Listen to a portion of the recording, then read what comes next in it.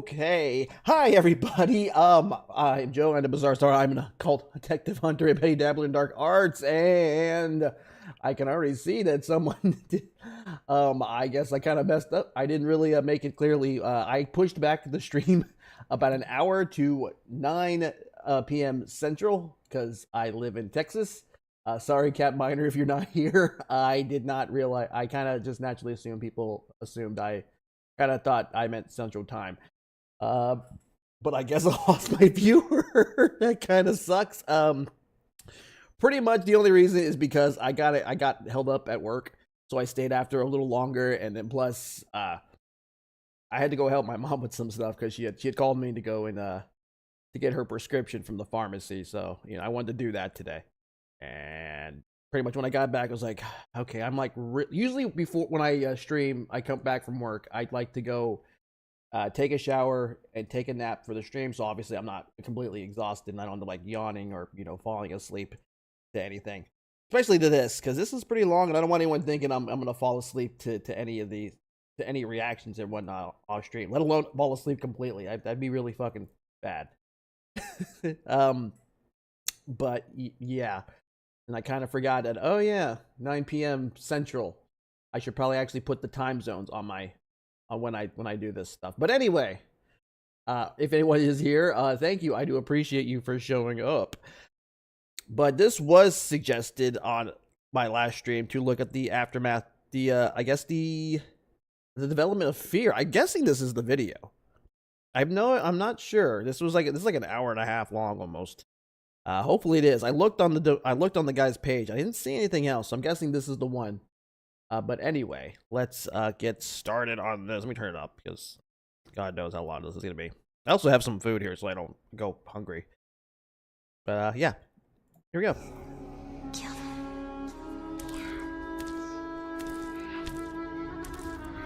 I played the first two a lot more than I played 3. I don't think I really played that much of 3. What little I played of 3, of the shooter franchises that emerged. What little I played of 3, I only played like on live. Y'all know what that is? On live is like a little service where you can play games online. It was like very ahead of its time. Maybe we'll look at that some other time, but whatever. In the 7th console generation, being Xbox 360 and PlayStation 3, the Fear franchise remains a sore spot for many players. Fear 1, and to a lesser extent its expansions, are fondly remembered FPS horror hybrids that established a unique world and pacing unlike anything else on the market at the time.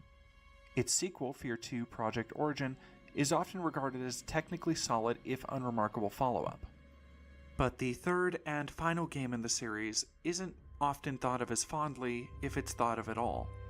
Released to tepid reviews in 2011, Fear 3 was recognized as a solid and fun shooter by fans and critics alike, but criticism was leveled at nearly every other aspect of the title. Many complained it didn't feel as good to play as previous games in the series, that in implementing co-op and a scoring system, the game had lost much of its tension and horror, and that the story was disappointing and poorly told. But how did one of the most fondly remembered horror franchises of its era end with such a whimper? Why did it include co-op in an arcade-like scoring system? What was the involvement of celebrated horror icons John Carpenter and Steve Niles? To answer these and many more questions, I asked the people who would know best. The developers who wrote, designed, directed, and created the game. I sat down with 7 of the game's developers from various disciplines, and along the way I discovered a story unlike any other I've heard in the game industry. The true story of Fear 3 isn't about shooting soldiers and getting surprised by ghosts. Instead, the story of Fear 3 is one of corporate interference, unrealized brilliance, and regrettably, depression, anxiety, and burnout. Getting the Fear 3 story straight isn't an easy thing to do. Fear 3's development isn't a timeline that starts with conception and ends in the game the developers wanted. It's an ever-spreading web where every strand spins into a new tangent that was fraught with new problems for the team to grapple with. But in an effort to simplify as much of the game's lifespan as possible, it's best to start at the very beginning.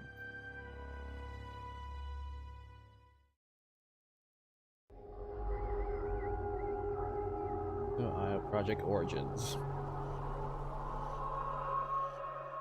Sorry if I'm not talking a lot through it. This is the first time I'm saying this, so I am kind of absorbing it, I guess you could say. In 2005, Monolith released Fear, First Encounter Assault Recon, to critical acclaim. Soon after, however, a merger would result in one company, Warner Brothers, having the rights to the characters of the Fear universe, while another company, Vivendi, kept the rights to the franchise name itself. Basically like Monolith, I think, was still kind of in control of the characters and stuff, which is, I think if you look early on for Fear 2, it doesn't actually have the name Fear in it. It was just called Project Origin. When I joined them, they had been working with, which at the time was Vivendi and Universal, to begin the development of Fear 2. And this happened because Monolith was part of Warner Brothers, and Time Warner, I think at the time, had a split with Vivendi, and so Vivendi got the Fear license and wanted to continue the franchise, but ironically, they weren't able to take any of the characters, weapons, anything from the previous Fear game. And that was because they weren't legally allowed to use the name until all the rights to everything kind of fell under one roof when everything fell under Warner Brothers. So then there was some shifting around once Warner Brothers owned everything on their side, and I think that had an effect on what story they were going to tell for the original Fear for the original Fear 3, which was originally going to be called Fear 2, but without any of the characters from the original game. So we set out to make Fear 2, which was going to be a brand new Fear game with brand new characters and brand new everything.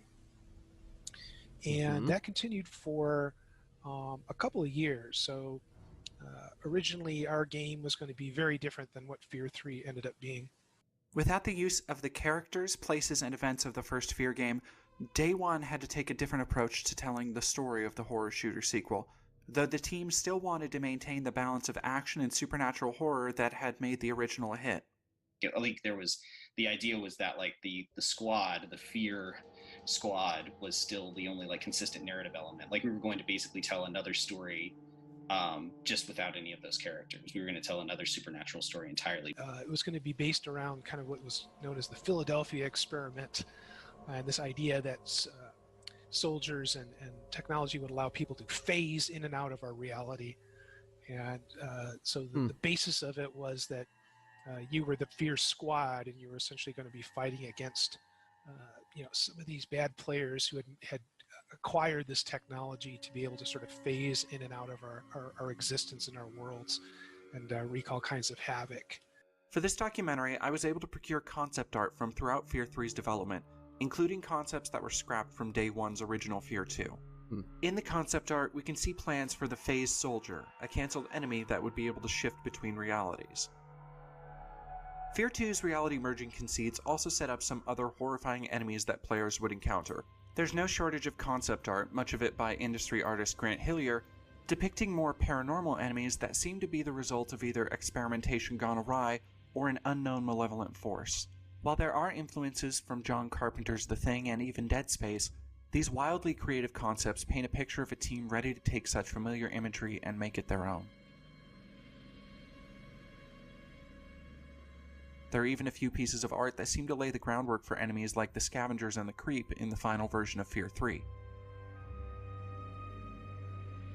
But most amazingly were the concepts drawn for the world behind the walls, a hellish alternate dimension that, if the concept art is anything to go by, was planned for the player to be able to explore at some point in the story. The concepts for the world behind the walls are strange and bizarre. They show skeletal, otherworldly structures and unreal geometry. There are even some that feature what appear to be ambient wildlife.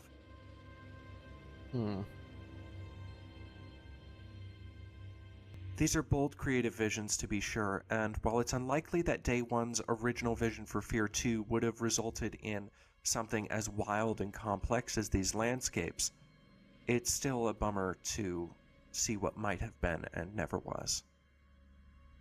Those look pretty cool. Creepy looking. I don't want to say it's a little bit like Alien. Not like a Giger type of thing, but it's very like everything's kind As a of fan living. of horror, concept art, and the supernatural, it was a treat to be able to see these concepts, but also an experience tinged with disappointment. Here was the work of countless artists pushing themselves to make something unique and interesting, taking a concept and making it their own with little to no creative constraint. But Day One's ambitious concepting and over a year of development on their version of Fear 2 would never see the light of day. Keeping fear alive. At that time, then there was another merger where Warner and Vivendi gave the license or sold it back to Warner Brothers. And at that time, Monolith, who had made Fear 1, which was an amazing game, had been working on their own Fear 2, which they couldn't call Fear 2, but was called Project Origin. And so because of that, they decided, okay, we're going to make Project Origin Fear 2, and we're going to make the game that you guys are working on will become Fear 3. And understand, too, that what our Fear 3 started out as evolved to, it changed quite a bit from when we started it until we ended it. Hey, Cat So if Miner. I can remember the chronology. So Yeah, like I said, well, I guess I just like I said, I think I put it on the little chat thing. Is that when I said 9, I meant 9 Central, not I kind of. No, it's fine. It's fine. But yeah, like I keep kind of just assume. I guess I should have just naturally should not have remembered that not everybody's in the same time zone as me.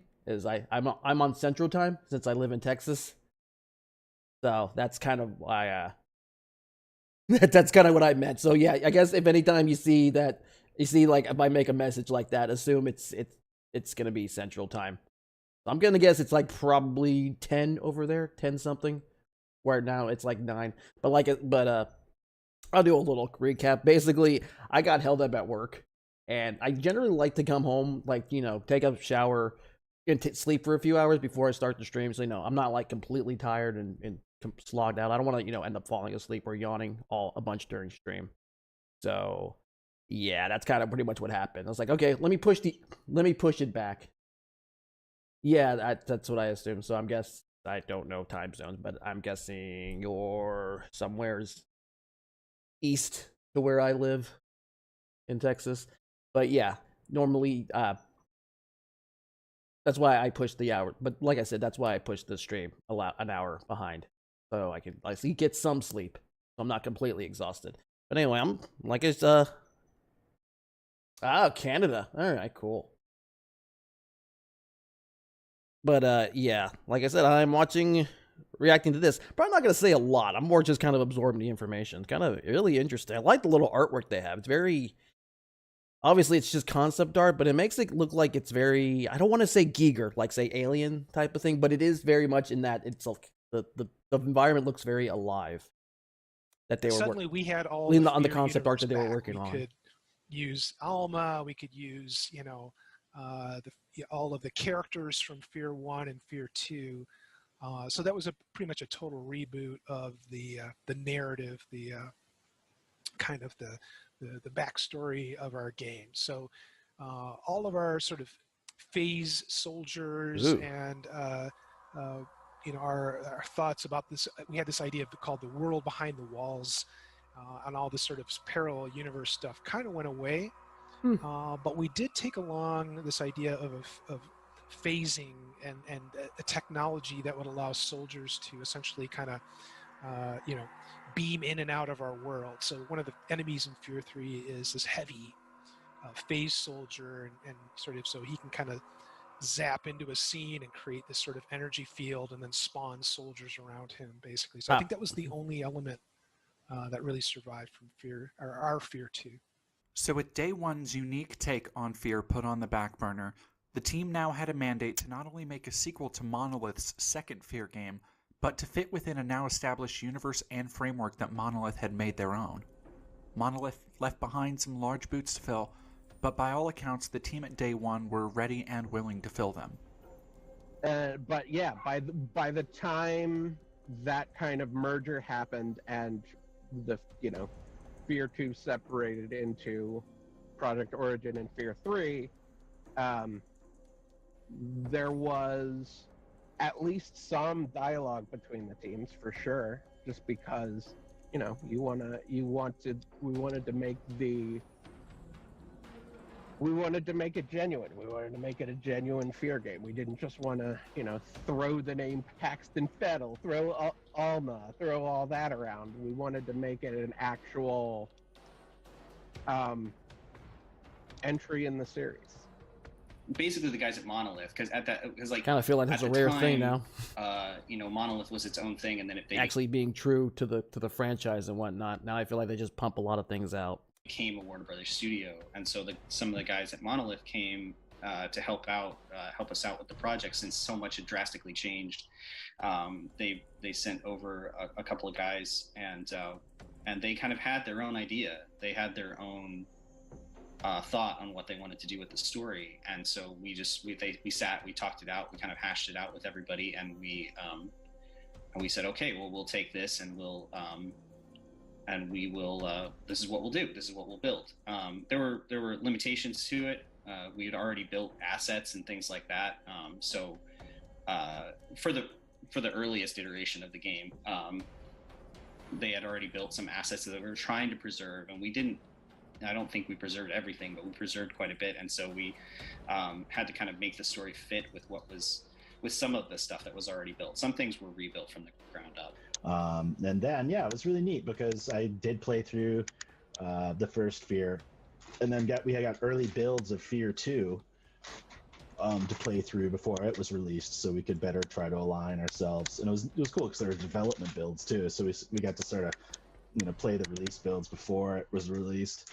But for myself, I felt an enormous amount of pressure to try and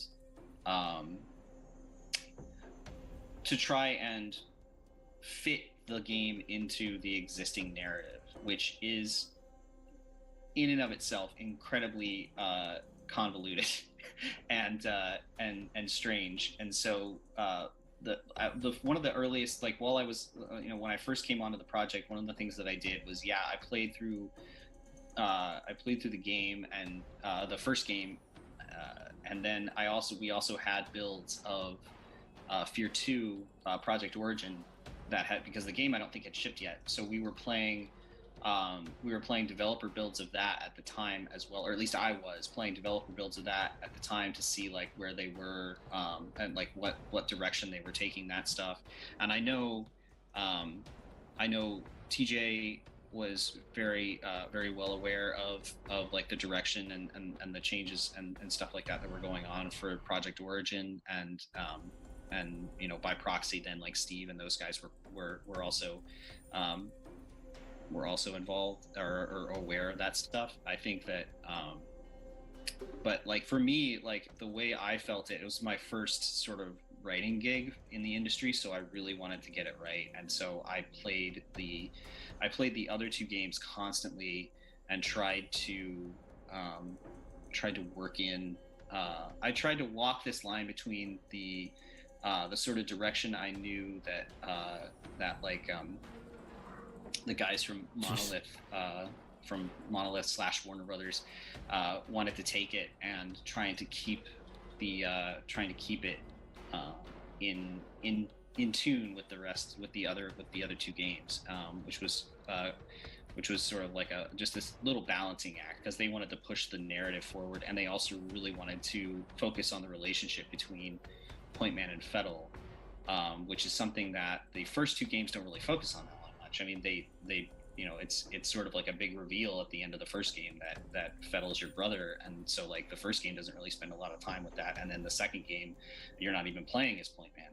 So they were trying to like figure out how to like sort of focus on that relationship and their relationship with Alma.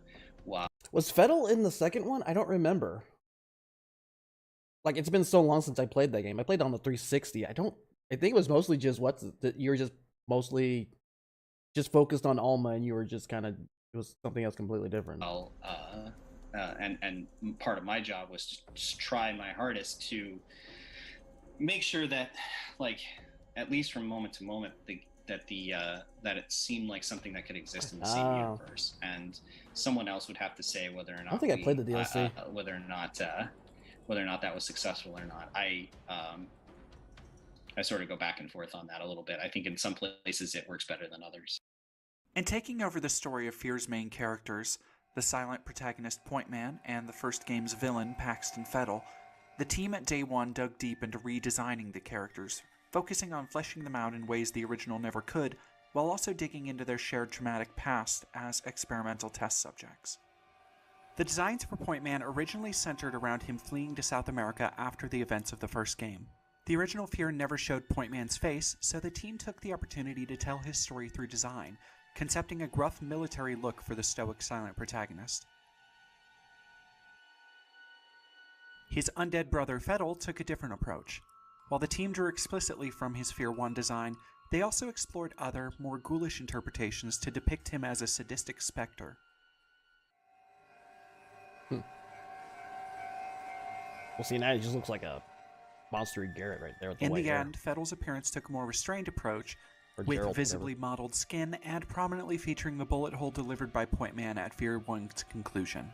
As part of the production reboot from Fear 2 to Fear 3, an entirely new story would also need to be penned, an undertaking guided by Stephen Deinhardt through its first iterations. I was basically brought in to doctor the reboot. So when I joined the team, there was a lot of, I'll say, development. I believe they had been in development at that point for about 18 months. And they believed it was going to be essentially Fear 2. And so that's when I was brought in to help kind of take all the work, or as much of the work as I could, and salvage it for the new project. I wasn't, part of the reason I was brought in is because they weren't very happy with the vision. And I won't say that, the vision itself was neat, and it was a cool vision, but it wasn't really Fear. And suddenly the game really had to be Fear. With all the characters and in alignment in the franchise. So it had to, should I say, with the canon of the franchise. So they really had to take it back. I couldn't tell you how many different versions of that story I pitched and developed. Some of them were pretty robust. I understand. I'm a game developer. And I didn't lead the pack on it, but I was certainly one of the lead voices there. And because I had no prior commitment to really a lot of the work that had been done, I could kind of hack and slash it a little more efficiently than some people that might be attached to it. There was frankly, a lot of burnout on the team at that time because there was a lot of passion for the project. And then all of a sudden they realized that basically it was all for naught. As I tried to make sense of what the new campaign that we were creating would be, I did my best. Less so from a business standpoint. I wish I could say there were some incentives for me to save money from a business standpoint and not waste time and energy to redevelop assets, but there really isn't a lot of incentives to do that. So my only incentive in it is that I, as a developer, understand the time and passion that goes into things. And they had some really great stuff developed. So I did my best to try to integrate everything that had already been created as much as possible and where it fit right. Yeah, it was, an exciting opportunity. It was a strange and interesting story about this creepy little girl. So it was a very interesting setting to work within. And one of the fun things I like about working within settings that have such strong fandom is surprising people and giving them something new. Now, this was really hard, I think, mostly because Fear 2 really threw some strange loops out there. And so it was a challenge to try to, That's an it understatement. really was a great leap, I think, from what Fear 1 was. And to try to sort of fit between those with Fear 3 to try to make sense of them all was a challenge. Now, I can't say I was happy. I've tried to play the games a couple times. and it's hard for me because I see all the things that changed, and there's some things I still love about it, but some things I still just, the creative in me is still fighting. Like, man, why didn't they? We could have done so much more here. We could have done so much more here. And the scares and just I don't know. I don't think it's as strong as it could have been. As is normal in the game industry, Deinhardt left the project after his contract was completed, with Corey Lanham coming in to help guide the narrative from there.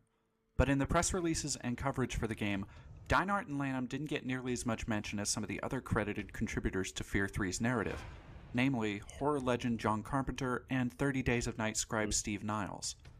But from the team members I spoke to, it seems like their involvement may have been ultimately little more than a PR move, and may have in fact hurt the production more than it helped.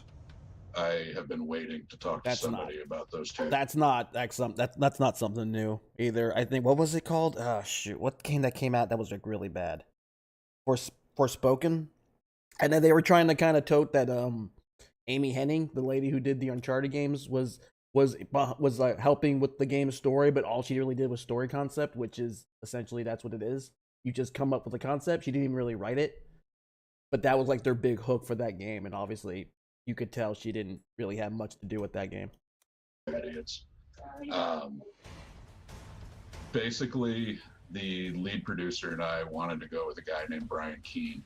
He's written a lot of books. He's got a really unique take on zombies, and just we thought it'd be a much better fit. The publisher demanded that we use Steve Niles and John Carpenter. To the best of my knowledge, when I left the project before it was completely finished, and in the time I was there, John Carpenter did absolutely nothing. It's like we licensed his name, and that was about it. And Steve Niles was slow on deliverables. He was late on nearly every deliverable. There was one point where he was out of touch, and we found out he was appearing at Dragon Con when he owed us deliverables for the story. It was a less than ideal relationship with both of those gentlemen. Although my narrative was handed over to Corey on my departure, it's sort of typical in the game writing space. At least it's happened to me way too many times. I hand over a script, and that tends to terminate my contract. They say, thanks so much for your work. We're going to go into development with this now. Mm-hmm. So it was a good lesson for me. Here I was managing Steve Niles and John Carpenter for Warner Brothers as part of my writing staff, but they had very different contracts than I had. They had WGA contracts. They came out of Hollywood. So they didn't have to be on site.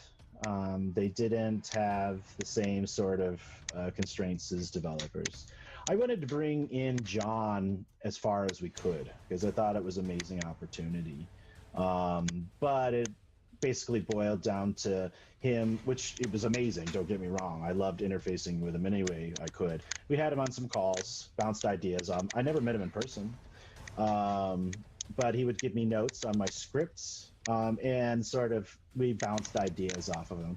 And that was really the extent of it. I tried to get him to do an on-site, but it was going to cost us like another $100,000 or something like that. I don't remember what he wanted for it, just to show up at the studio for a day. So we could, really get into the meat of it. But, regardless, it was still an honor working with him. It was really cool to get notes back on stuff I had written from the Master of Horror, right? Steve Niles was his Master of Horror. I don't know. I feel like I'm not to say that Wes Craven is a master of horror, but I feel like Wes Craven is probably a bit. I would probably go to him more than say John Carpenter. I don't know, but then again, I'm kind of a Nightmare on Elm Street fan, so that's just me. His contract was a lot more involved than John's, and he was a key writing asset for us in the development of the story. Steve was an interesting asset, and he has a lot of clout. I wasn't very happy with a lot of his deliverables, frankly, and a lot of it had to be completely rewritten. And that's, I guess, as much as I'll say. Because of the sort of celebrity contract he had, I don't think he had a very much influence on the game. And I, to be honest, didn't get the impression that he was very invested in it. I had more interaction. Honestly, kind of sounds like neither were really invested in it from what I'm looking at. I mean, maybe John was a little bit more, but I think he may not have. I think this is around the time when video games really still were not, despite we were getting games like Mass Effect, really big narrative driven games, but I feel like that Hollywood still was still kind of reluctant to kind of look at video games in terms of a narrative, really see it as a great way of storytelling. At least that's what it seems like. Maybe that's what John is, but John's also really, really fucking old. Rest in peace, too. So that kind of seems like they just didn't really, they still think video games are just these silly little dumb things. It's a shame, because now you see like, what was it, Guillermo del Toro working on it. Jordan Peele's going to be working on another game with Hideo Kojima. So it's kind of, it's interesting how far we're going with these. With Steve than I did with Hollywood John, writers. But I do remember having multiple phone calls, conference calls with John on the line to talk about specifically, mainly high level stuff when it came to cinematics and sort of how those were going to fit into the game. I didn't write cinematic. Although I honestly couldn't tell exactly who wrote some of the cinematic stuff, because that stuff was all kind of off. That was siloed off in a different area. I had my work cut out for me in the in-game stuff, and so I know Steve wrote a couple of different drafts of the script early on. Like I said, my work was mainly focused on the gameplay stuff, because I had to be there to be able to react quickly to any sort of changes we made during the production. But we kept Steve abreast of everything. So, I think the short version is Steve Niles worked with TJ and Frank to really kind of help create the story of the brothers and the narrative of them kind of going back and telling the story of them, being, subjects in this sort of pseudo military medical facility, getting operated on by, by Harlan Wade, them, kind of diverging paths where, Point Man was sort of becoming, more of a soldier, but had the slow-mo ability, whereas Fettel was kind of just going off the deep end and getting, really more and more nuts. And ultimately, the dichotomy between the two brothers, I think, was the main thrust of what Steve Niles contributed, with TJ and Frank working with them. With John Carpenter, I would say I couldn't really tell you what his footprint on the game was. I think there was maybe a couple of meetings where, they just got together and they talked about the Fear story, and John kind of threw out some ideas, and they probably took some of that stuff, but I would say that, he was, they wrote him a check to get his name on the game, and they got some good ideas from him probably, but he never came to the studio, never worked with the team. He never did anything beyond sort of just kibitzing with TJ and Frank and probably some other designers. So I didn't interact with them that nice background well, or that much. Like I never really interacted with Steve and John.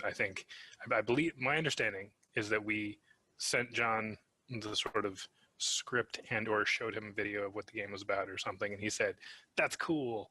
But I may be wrong about that. There are others who would be able to attest if he had more of an input than that, but I'm not sure that he did. I know that Steve Niles wrote a bunch of it and was involved much more than John Carpenter was.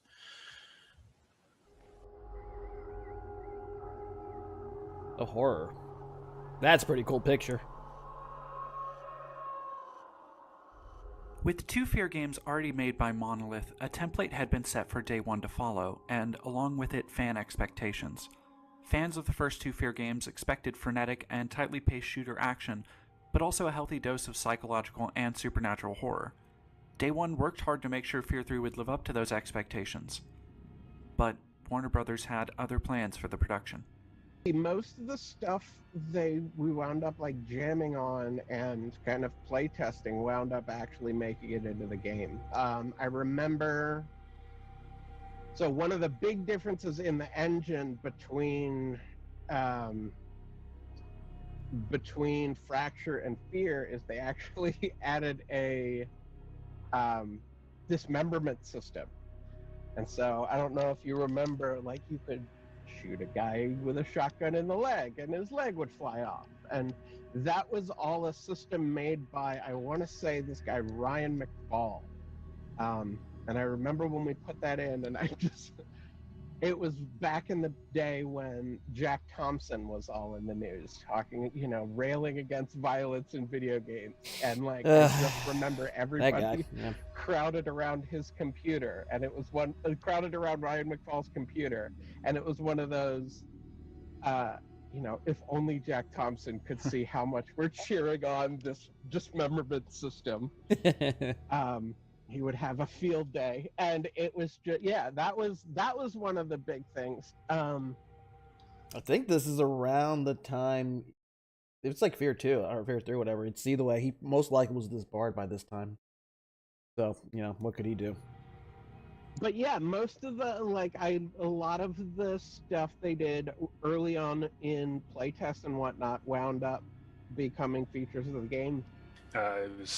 It had started development a little bit by the time we were wrapping up Fracture, and then it was just, all right, everybody, all hands on deck for the next thing. Like, let's see if we can get this to happen. And a bunch of the stuff was relatively solid by the time we moved on. The nature of like how you're going to shoot things, and you're going to have slow-mo, and how much of it, how is that going to behave, how is the AI going to behave. They had kind of prototyped all of that stuff.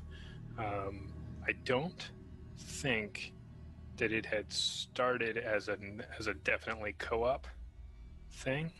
Fear is at its core in the first game is a survival game. I got 3 shotgun shells. There's a monster around the corner. How am I going to deal with this? I'm really alone here. I'm in the shadows in the dark. That was really the basis of Fear, and I thought was really good. And Project Origin, I think, kind of progressed on that pretty well.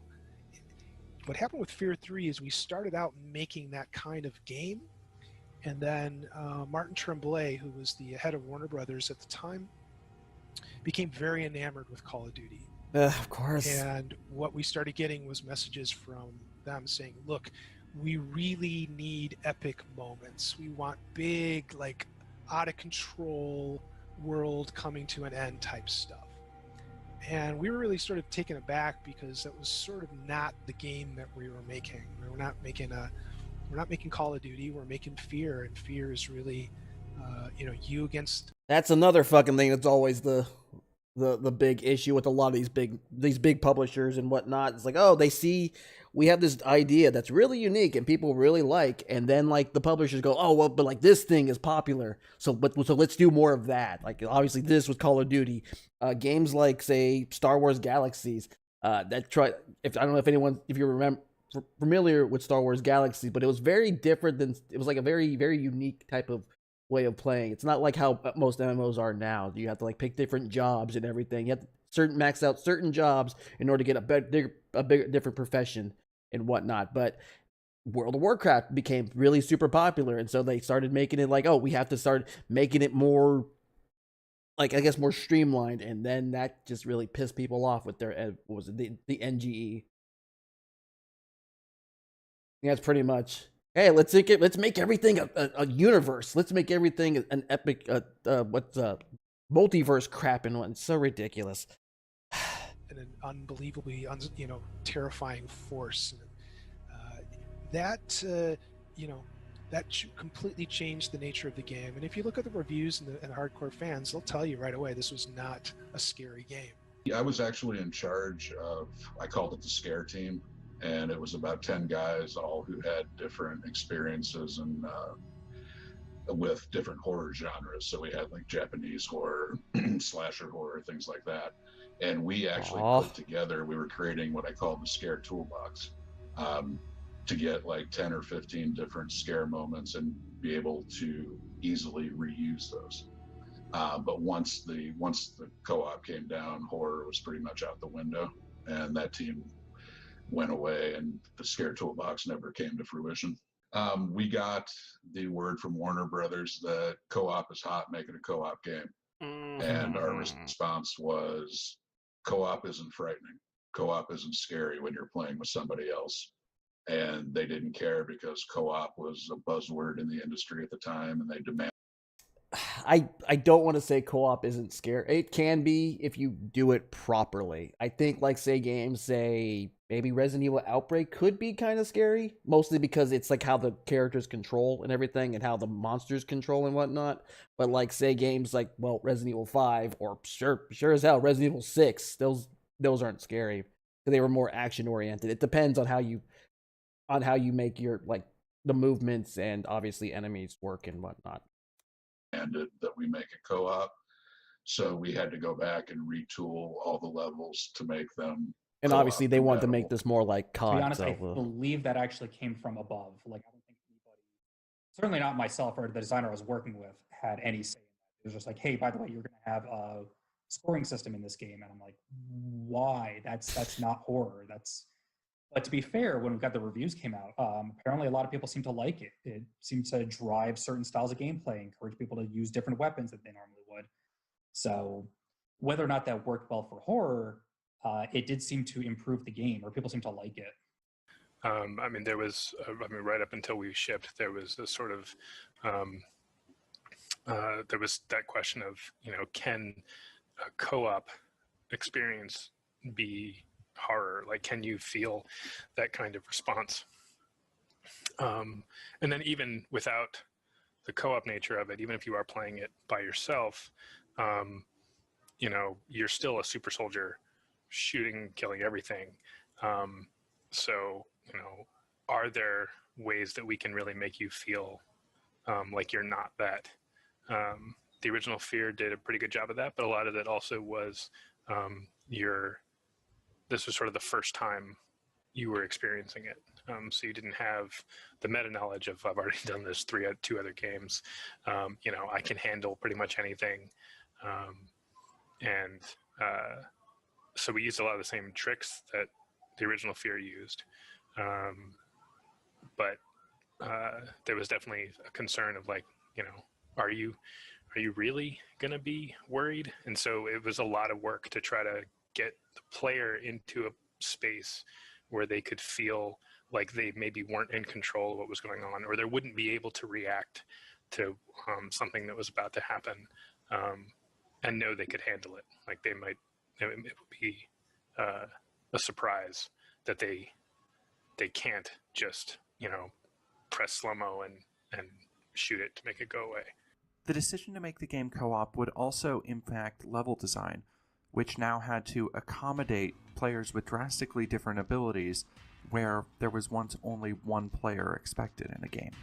There were some concerns about that. I remember there being some problems where it's like, okay, well, what happens if you have this person or that person? If you're playing as one player or as the other character, then making sure that the events happen that are supposed to, because otherwise, in particular, like if you're playing co-op specifically, then whoever's playing as the Paxton character would have to take control of an enemy AI to open up a door so that the point man character could get through a door. But then if you're playing in single player, then you have to make sure, like, okay, can point man get through there? We have to script a system so that the PC controls Paxton, he takes over that character and opens the door for you. Or if you're playing as Paxton, which is a thing that could happen, then making sure that you have a path to go forward. It's not really so much concerns as much as just realizing, yeah, this is what's going to happen. This is going to hurt the scariness of the game. Yeah, this sounds like it just made it more convoluted than it really should be in terms of gameplay. Like I said, none of us had control of that. It was decided from above that the scoring system was going in play. So at that point, there's nothing to really complain about. You just have to do it. Supernatural enemies were one of the many planned tools for Fear 3's horror arsenal. That's pretty cool. Though, unfortunately, like Day 1's plans for Fear 2, many of the most intriguing concepts were left on the cutting room floor, including the Spectre, a gruesome enemy that would float around and fire projectiles at the player.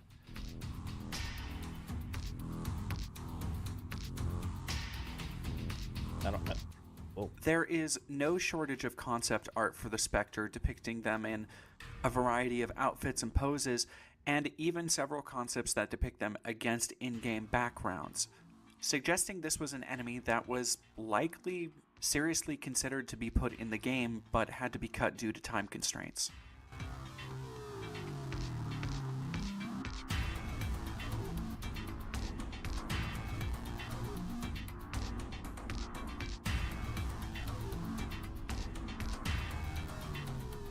However, two major supernatural enemies did make it into the final game. The Scavenger, a hellhound-like creature that would attack the player en masse, and the Creep, an ethereal manifestation of the trauma Harlan Wade inflicted on his daughter Alma and her sons Pointman and Fettle. The Scavenger went through several iterations, some much more insect-like and bizarre than others. Many of these designs call back to some of the previously explored concepts for the interdimensional monstrosities These all look really of Day good. I'd be 1 like Sphere 2. hard-pressed to pick one. As the form of the primary antagonist, the Creep also went through a phase of iteration and exploration, but the team always knew the role they wanted the enemy to play: to make the player feel unsafe. The Creep, I think, was a big part of that.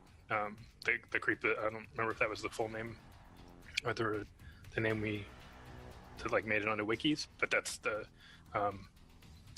sort of personification of Harlan, the sort of weird spindly creature with the weird face. It was sort of someone that we could have show up and actually grab you or interact with you, not just sort of be oh, that was a surprising thing for me to see, like, oh, there's a little girl, oh, that was creepy, I wasn't expecting that. But actually having something that literally impacted the player's experience in a direct way, even if just for a moment, to let you know that you can't really let your guard down while you're playing. There were several different concepts explored, but in the end, the lanky skeletal form kept it fairly simple and straightforward.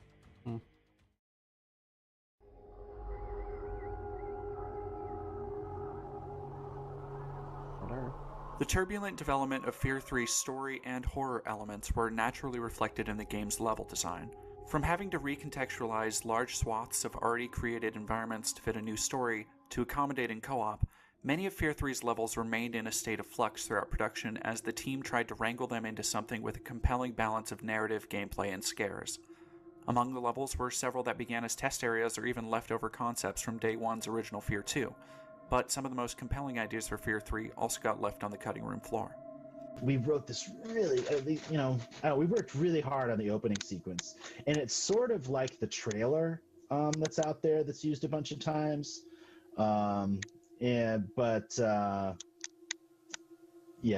didn't use the opening sequence, and I still read over it. I'm like, man, this would have been great. And it sort of just it's almost like it sort of just like cuts right into the middle of a title. And for me, it was sort of jarring because we had this really nice, it's got a nice title sequence. The title sequence is really nice, but then it sort of just drops you into the game. And we had a really cool transition plan that, maybe it was expensive, but I don't think it was that expensive. And who knows, maybe, I wasn't there at the end of the game. Maybe they built it, right? Maybe they built it and it was cut because it was terrible, or who knows. The original thing we were going to try was an actual montage sequence, which would be about, the idea was we would take portions of the game you were about to play in 5-6 second increments, maybe slightly longer, maybe 10, and just throw you into that scenario, and then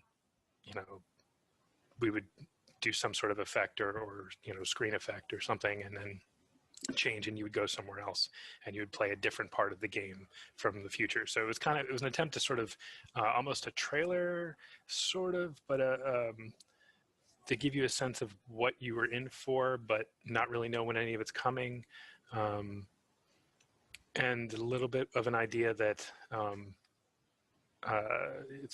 it's also a tie to Alma, and her knowledge sort of transcends what's happening right now, and so you were actually getting a glimpse to your literal future, and we knew it would be because obviously we're making the rest of the game.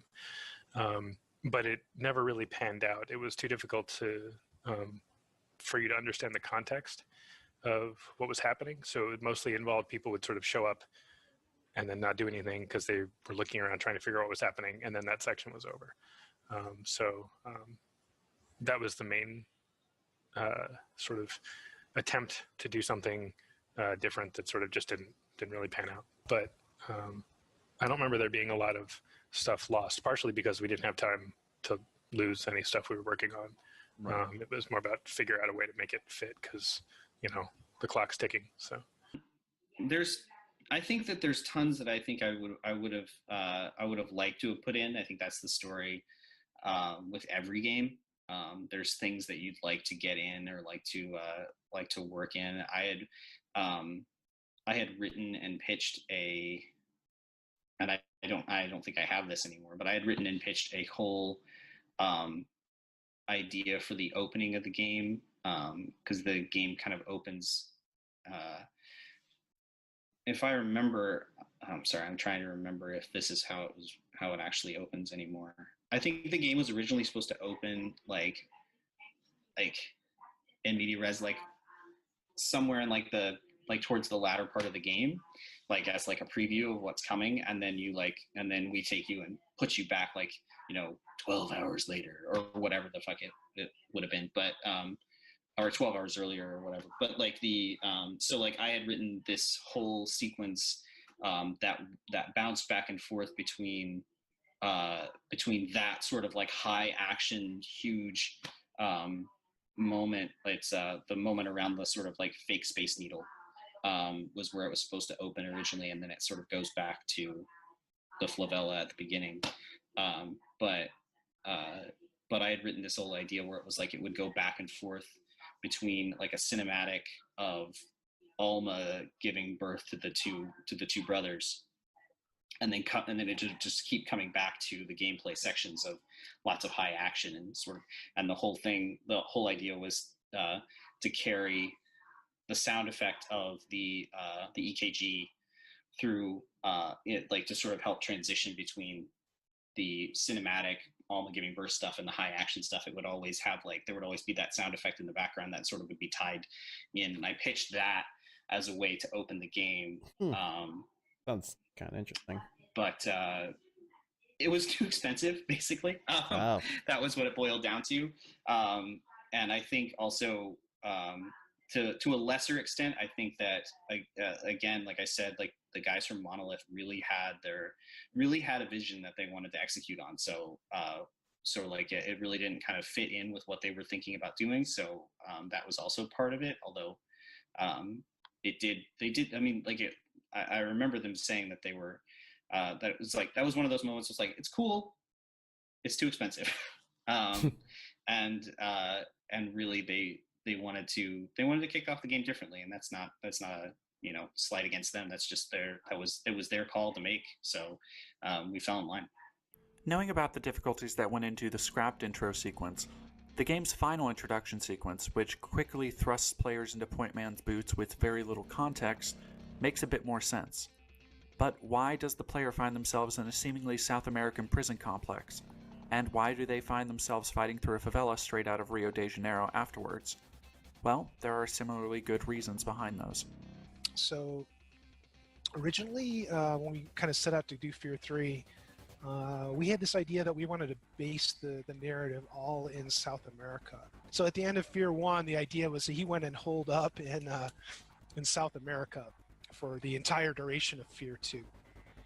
And then at some point, somebody, he did the whole Apocalypse Now thing where he wakes up in the hotel room and he used to go to war, so he came back into the fold. So we had based the entire idea of Fear 3 happening in the favelas in a sort of Rio de Janeiro, Sao Paulo world. And we built out a good amount of levels based in that. And then, so we thought we were all, really smart and come up with this really cool original premise. And then boom, like Modern Warfare 2 came out, and that was based in favelas. And then the Hulk movie came out, which was also kind of based there. And the people are like, all right, maybe I don't know what's going on. But then Warner Brothers, who were getting kind of more and more involved in the project, they had started to get with TJ to try to work out locations, and they decided they wanted to kind of move the game narrative up to Pacific Northwest and sort of a post-apocalypse version of Seattle, kind of where the original nuke went off at the end of Fear 1. And we had fought a lot of battles to try to keep as much of the favela stuff in, but it ended up just being the first level of the game. So if you remember the first level, you spawn in a prison in South America and you have to break your way out. So even though a lot of that was reworked, that was kind of still the anchor to our first draft of Fear 3.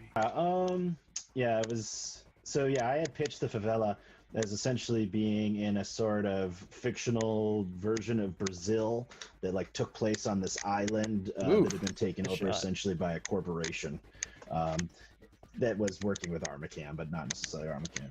And that was in one of the pitches. To be honest, it was so long ago, I couldn't, I can't tell you where all the ideas necessarily came from or went with. But yeah, the favela was a Brazilian favela. And, any number of descriptions I wrote from it with the concept art and even how it was built out, that's how it was tended. And, and it was just reappropriated because we decided that the setting would be a lot more fruitful if we moved it to the Northwest, at least for the franchise, rather than, again, originally there was this sort of idea that we were sort of rebooting the whole thing. So we had to stay true to some of the tenets of the franchise, but really could kind of take it in other directions.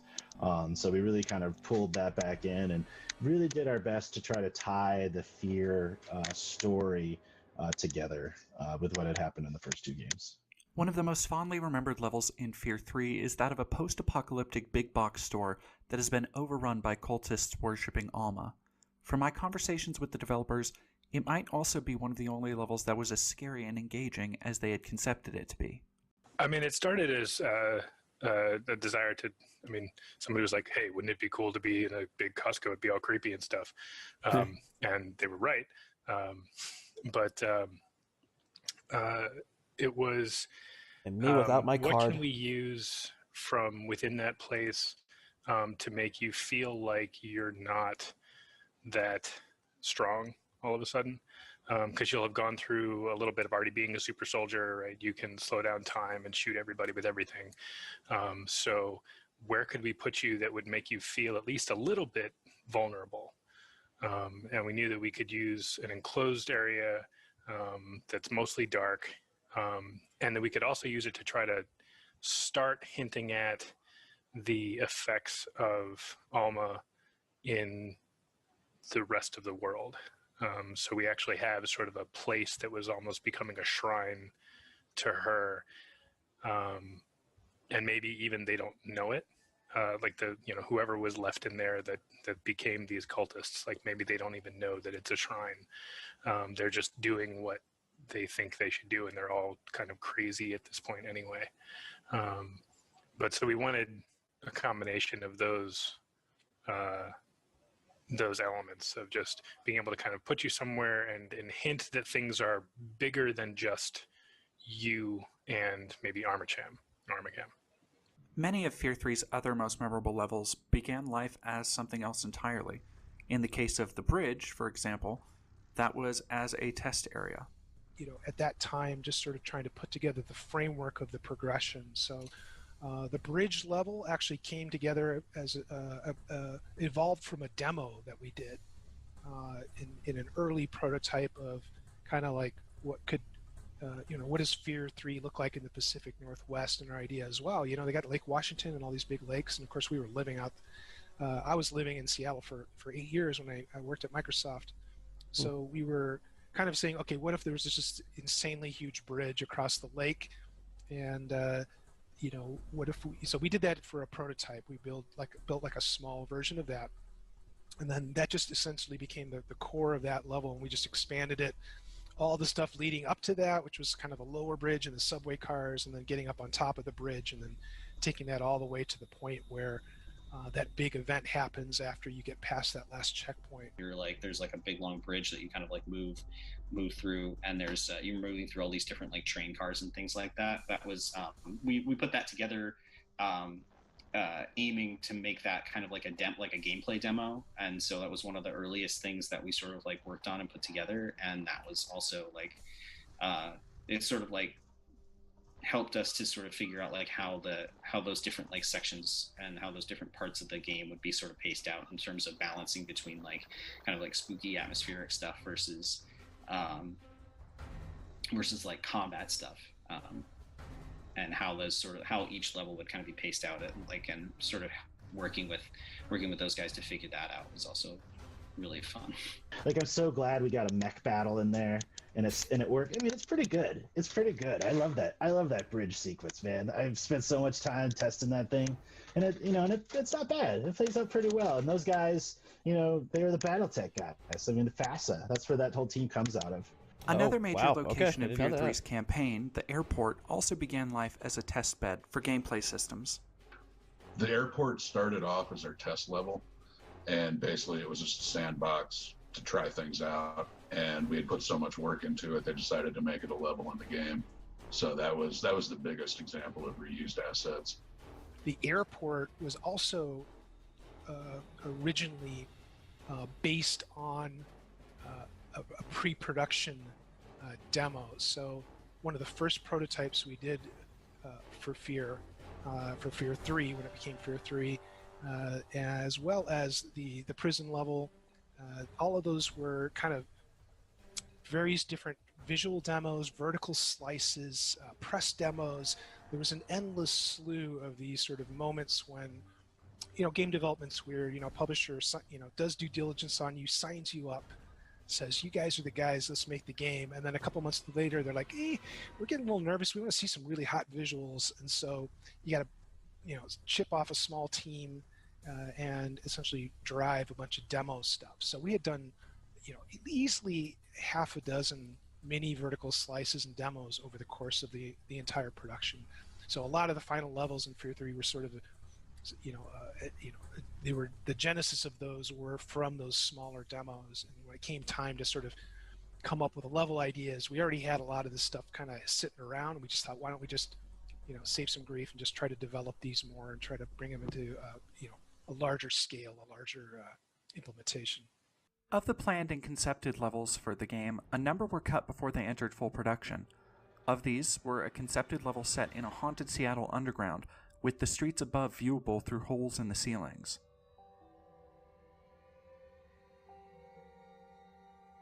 The concept art shows a series of dilapidated and claustrophobic hallways and buried parts of the old city, some set up with mannequins for tourists to admire. Sorry. Sorry, I was joking. It's regrettable the Joking on level my didn't drink. make it in because it's a unique and effectively creepy setting for a shooter. Kind of condemnish. A ship graveyard was also concepted, though it's unclear where it would have fit into the game. Another level that seemed to be based more around creating a sense of tension for the player was a concepted ferry ride that transported players from the mainland to the island laboratory where the game's climactic battle against the creep takes place. In the game's art style guide, the level is explained to be based more around storytelling and exploration than combat. In the final game, the brothers simply arrive at the laboratory with no explanation for how they got there. One of the most common criticisms of Fear 3's story is the rushed conclusion. While the final level does put emphasis on exploring the lab that Point Man and Fettel grew up in and discovering their past, it's ultimately a short experience that comes too little too late and funnels players into a climactic boss battle. It's truly unfortunate that levels like the ferry and underground, as well as additional concepts for the lab, had to be culled, as they could have given the game a better balance of action, horror, and storytelling. Afterbirth. After everything so far, it should be no surprise that the development cycle of Fear 3 was one that wore down its developers over time.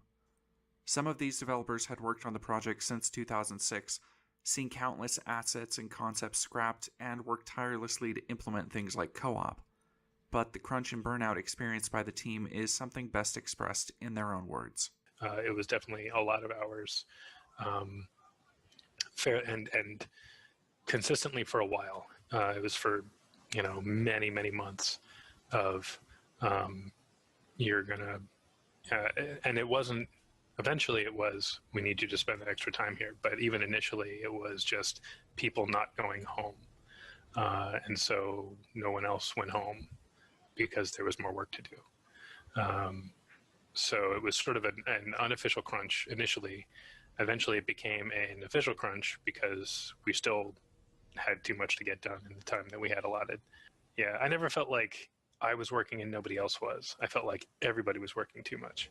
There was frankly, a lot of burnout on the team at that time because there was a lot of passion for the project. And then all of a sudden they realized that basically it was all for naught. Yeah, I mean, it's artists only have one real goal in life, which is to do good work and have it seen by the world. So when you end up having to bin entire levels, entire sequences, characters, all kinds of designs, that's brutal, I think, for everybody. And I Won't Lie, Fear was an amazing long project. 44 milestones, mini crunches for all of those milestones, and then the long final crunch slog, which was about 8 months at the end of the project. We were working, 60 to 80 hour weeks consistently to finish that game. And it was hard. It was really, really hard, and a lot of great people, a lot of great artists, designers, coders, producers, everybody, just at some point decided to walk away from it because it was just too long, too intense. I mean, it was a hellishly long project, so we lost a good amount of people just through sort of burnout and getting tired of this one game going on forever. But you can go on YouTube, and there you can see there's videos of the Fear 3 credits, and if you just watch those and just see how many names are on that list, it sort of gives you an idea how many people worked on this thing, how big the teams were at the end. So only imagine how long those credits are. Anybody who's under special thanks is probably people who, ended up just saying, "This is it, I'm out of here," and before the end of the project. And there's a lot of people on that list. This small game developer of people, that had kind of gone through, over a decade of, some of them were almost 2 decades of working together. So they sort of had this sort of family aspect. And there were many times when they said, "Hey guys, we're not sure if we're going to be able to make payroll next week." God. And we're going to have to be laying some people. I mean, it was always sort of felt like they were 2 steps, basically one check from Warner Brothers from closing their doors. Interpersonal and inter-office relationships also hindered the development of Fear 3, with some developers citing a lack of proper scoping for the project, as well as negative attitudes from other team members. I mean, it was a lack of scope, or lack of scoping, and I understand the realities of game development, especially, this many years later, that's the thing you have to do, and that nobody does, is that you need to scope the game down to fit with what you can actually do.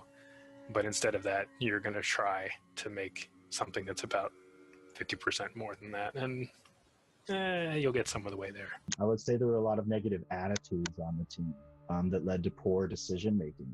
And this is something that I won't blame on particular individuals, but maybe it was allowed to fester a little longer than it should. And it became a very negative working environment where I would go into, and there were some people that knew this, but it's always sad when you're in a creative environment with very highly paid, talented professionals discussing something as cool as, say, like, the favela scene, or going to the airport, or a great battle with Alma, and the room would be silent, or when someone would offer up a solution, the first answers or responses to those ideas would be no, or that's bad, and negative responses, right? I'm a person who values my team's input because they're playing the game every day. They're checking their stuff. Also, QA is an incredible source of information just because they play the game more than anybody else. And it didn't seem like the higher ups necessarily valued the input from the team as much as they could. And that's, to me, it's a shortcoming for the style of the management style that was in place at day one. After 6 long years, Fear 3 finally released in 2011. A vastly different beast than what the team had envisioned when production began on a project called Fear 2. From the developers I interviewed, the feeling on the game's launch in the office was a mixture of relief and indifference. But despite the exhaustion the team felt, there was also a lot of pride in everything they had accomplished with Fear 3. I mean, to be honest, I think we kind of initially came in with the Xbox version at about a 78 Metacritic, which honestly, we were considering everything we had been through, we were reasonably happy with that. And you know, the way the weighting worked, I think Giant Bomb gave us just the crappiest review ever, and that just like that brought our score down significantly, and that was hard. But you know, we understood there was so.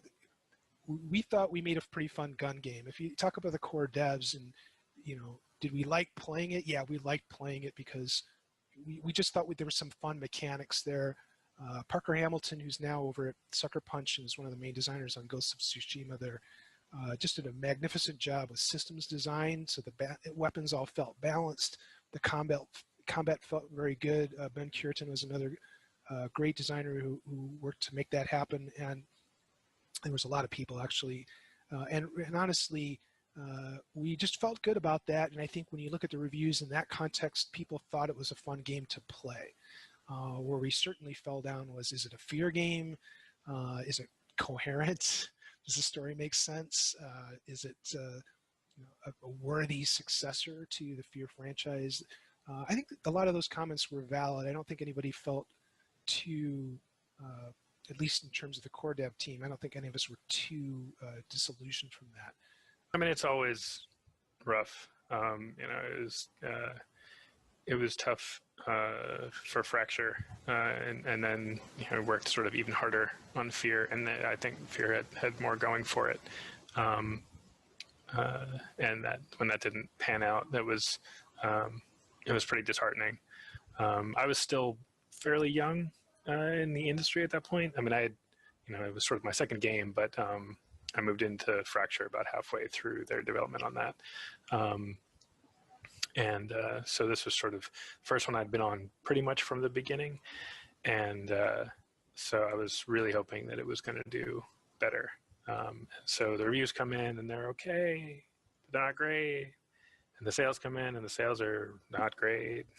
And not enough for us to get, you know, the next thing right away. Like, I remember people being pretty satisfied, or at least pretty happy overall. I think obviously, like, everybody would like to see better reviews, but I honestly think that most of us were more interested in what the fans how they would receive it versus how it was reviewed. I think. Yeah, what a was shocking thing. You actually want the people who are paying for the goddamn product text. You want to know what they think rather than the people who probably got it for free. Shocking. We were looking for, we were. That's not a knock on this guy. I'm just saying that's a shame that's why it's now the opposite. Now people are more obsessed with review scores and whatnot. Always kind of thinking about the players in terms of, like, you know, what would be the most fun experience. So we were hoping that even if some aspects of the game we didn't weren't executed on the best, like at the end of the day, that the players and the fans would would pick it up and would enjoy it. I think for me, I talked to more than one person after the fact, after the game had come out, who just kind of felt relieved because it was a very long production cycle.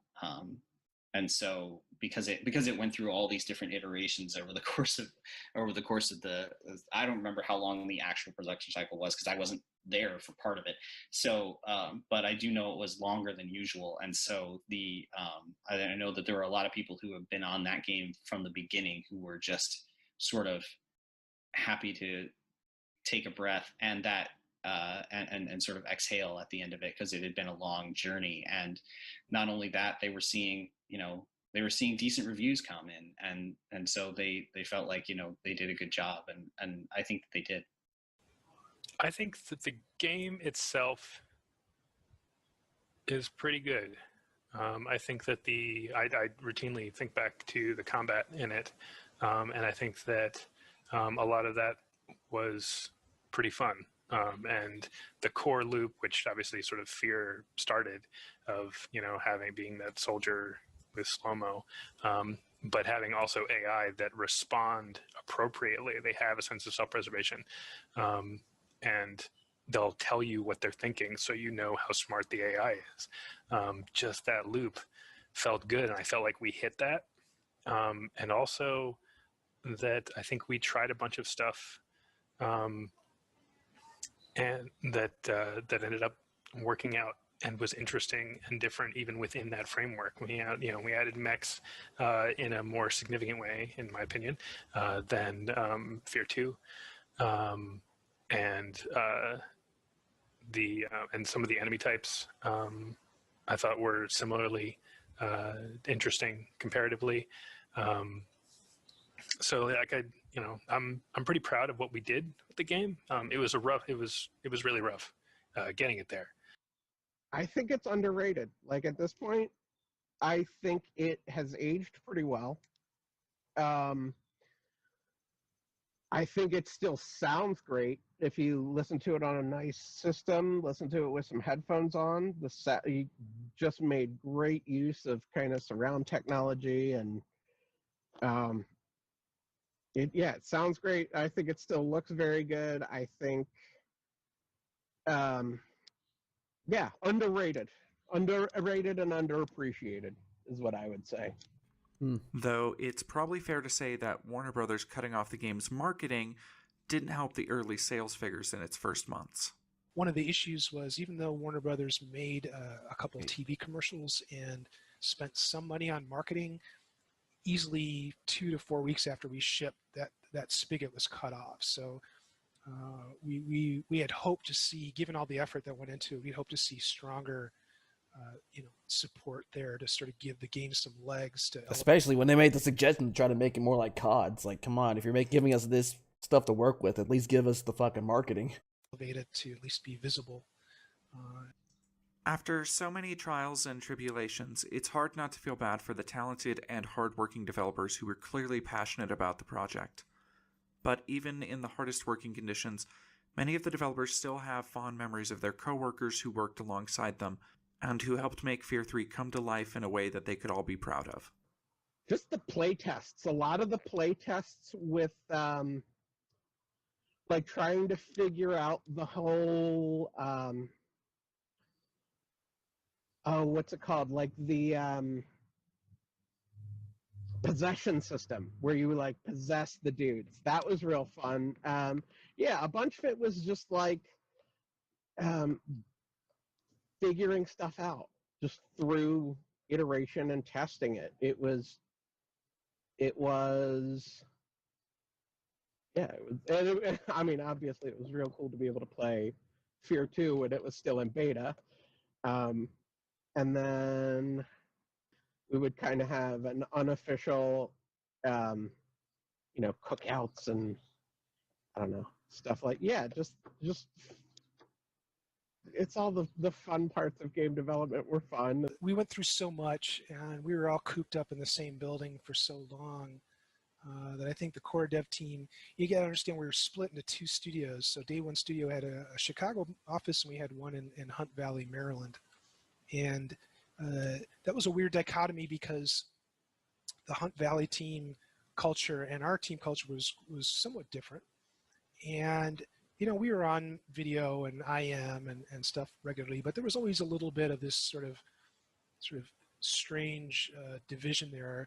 Hunt Valley had most of the programmers, or a lot of them, and Chicago had most of the designers and artists.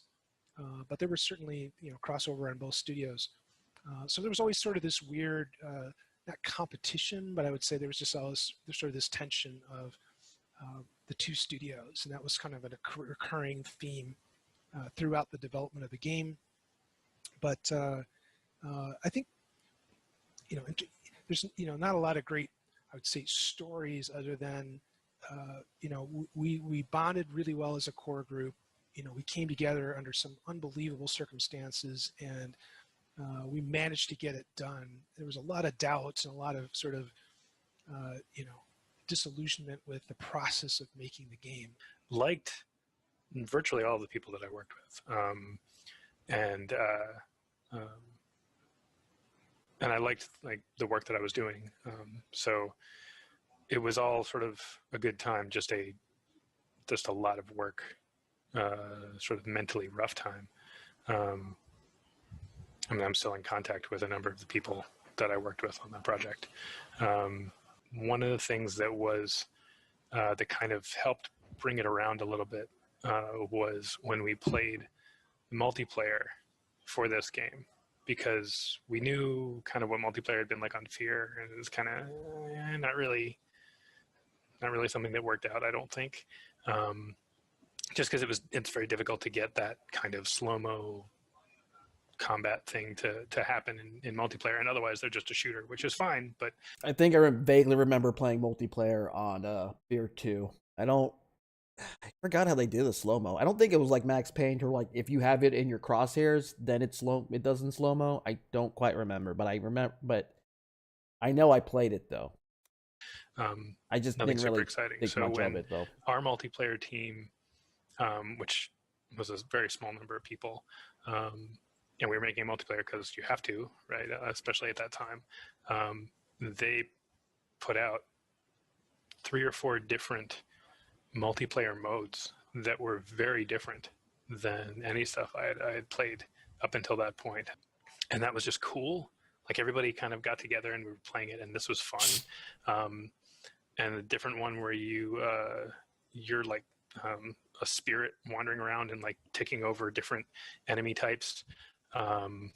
And that was cool to fight each other as a bunch of different types of enemies.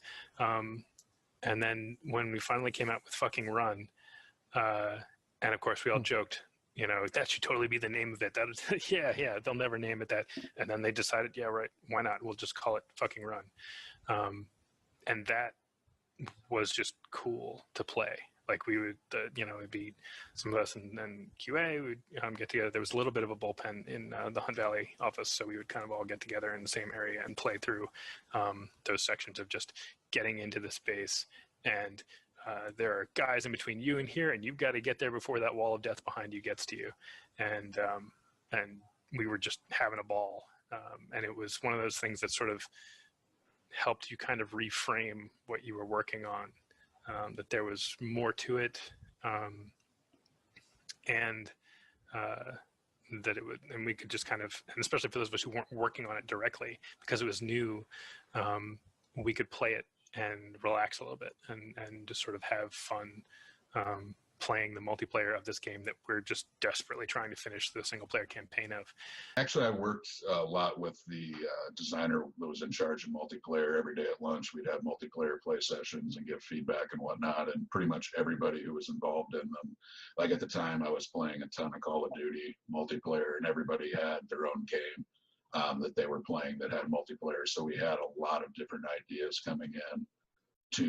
And our goal was to kind of make it not your typical multiplayer, but the multiplayer and the mode where you had like the dark cloud coming up behind you that forced you to move forward, those are two of the things that I think worked really well in that game. We had just a great time building and testing great levels together. We'd spend an hour or so every day kind of playing builds, and there was just so much talent there. I had a lot of friends there, and we built great things. I think for me, what was most exciting was really getting into horror. One of the harder things for me was going in, and these guys who were amazing talented people would like be working on blood splatters for That sounds months. awesome. Dismemberment, months.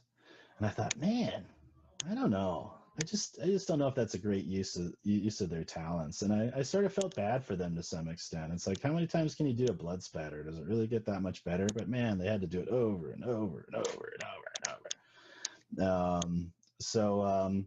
You know, for me to jump into, you know, I just hadn't worked in horror before, so it was a really great opportunity to really get in there, and they gave me a lot of great development and training. So it was a real honor to be part of it. I think my favorite thing working on the project, well, my two favorite things I think were recording the VO with everybody was really fun. Getting to work with some of the best guys in the industry, and from the actors to the engineers to the director. The voiceover director's name was Chris Borders, who's worked on. I mean, you can go look at his credits list. It's a mile and a half long. But you know, getting to work with those guys was really, really special.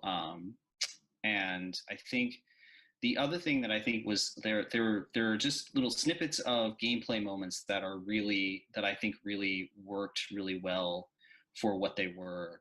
I know you interviewed Matt Mason, and Matt and I worked together pretty heavily on there's a point in time, and there's a part in the game where you're in a sort of like a big box sort of Costco like store, and you go through the electronics section where you got all these TVs on the walls and everything, and we used that like as like back in the old days when they used to have like cameras and you could like stand in front of the camera, and you used to be able to see yourself in the TVs. They used to have all that stuff hooked up all the time. So we played with that idea by having like this concept of being able of like seeing the sort of crazed denizens of the town sort of like moving in the screens, and then occasionally cool. We would throw like an actual body in front of it, like a guy runs past and you can't really tell. Sometimes like it would freak people out because they weren't sure if they saw that on the screen or if they saw it or if that was like actually a real person. And it was something that we really worked out the timing of, and everything, like really we worked like Matt and I worked really hard to get that just right. And so like when seeing it come together, I think visually it worked incredibly well from that perspective. And so I just remember having a lot of fun working on that section and seeing that come together.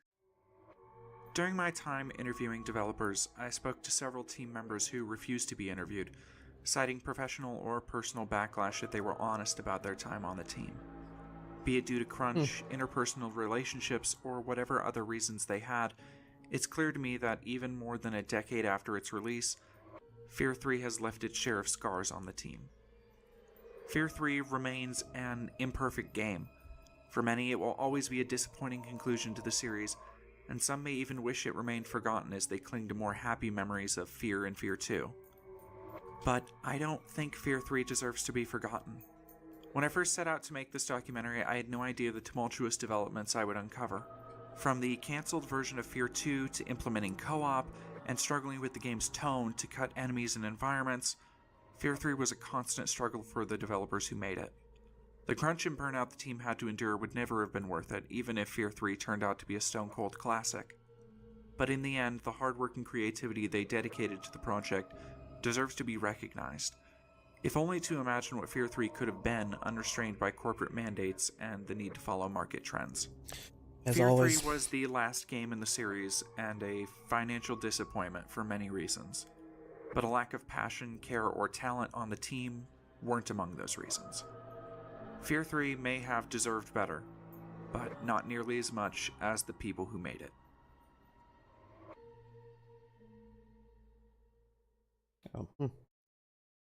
Hello, everybody, and that's kind of a shame that there are some people who really don't want to talk about it. You got to wonder what else exactly happened. Obviously, they're probably still jaded and everything, like what they said, but that's That's kind of sad. Like, I have not. I didn't play that much of Fear 3.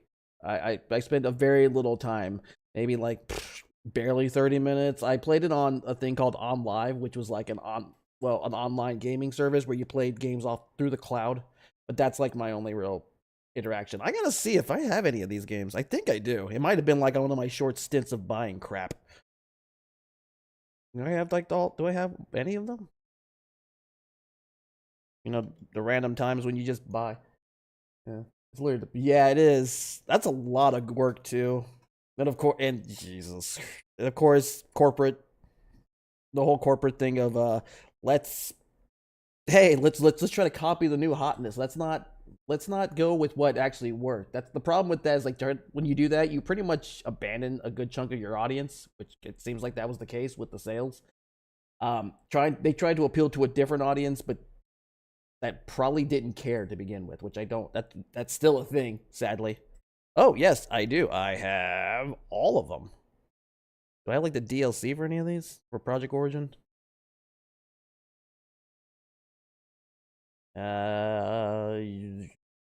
59 but I can't be that much. $54. Hold on.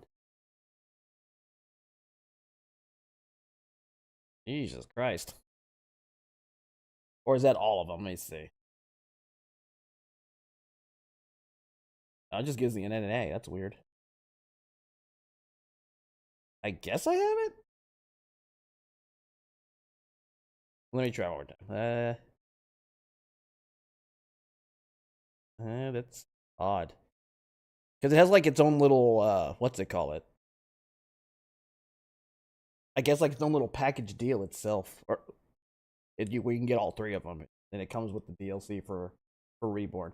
Huh. But that's really weird. That was a very good little documentary. I love these little things too. I didn't realize it was gonna be this long, but yeah, I was a little concerned. I was like, oh wow, this is gonna be very very long. But I think that's it for that one right now. I'm going to take a small little break, and when I come back, we will be playing more of Cry of Fear, and hopefully, good God, we can finish this because Jesus Christ, that game is becoming a slog. So give me about 10 about 5 minutes or so. So I'll be right back. Okay.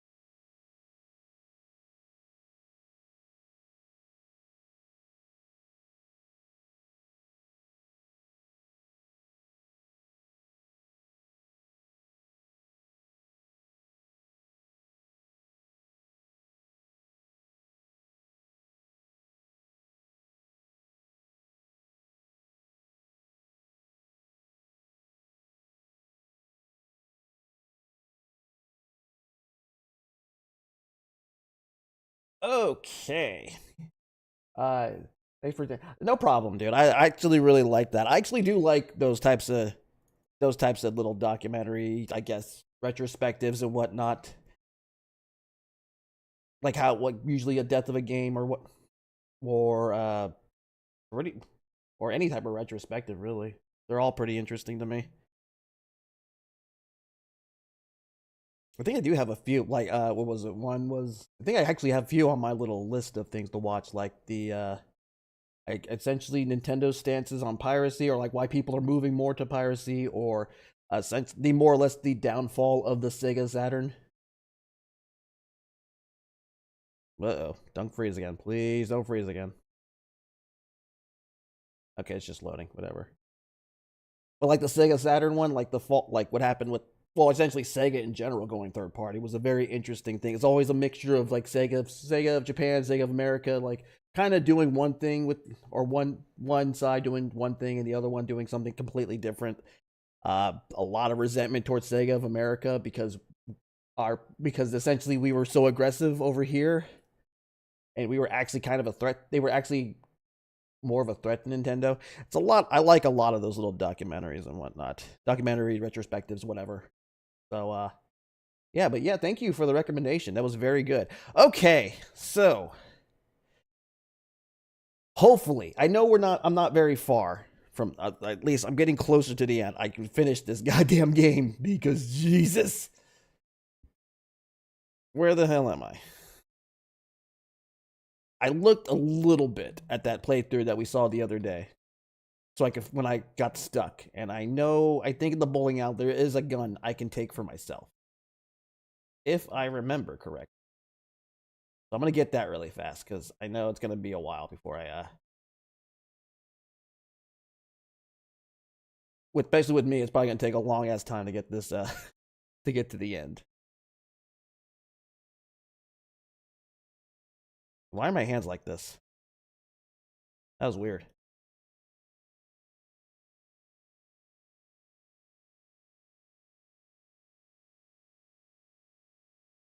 All right. Is there a gun here? I thought there was. Unless it's just gonna let me do this without a gun. I thought there was a gun around here.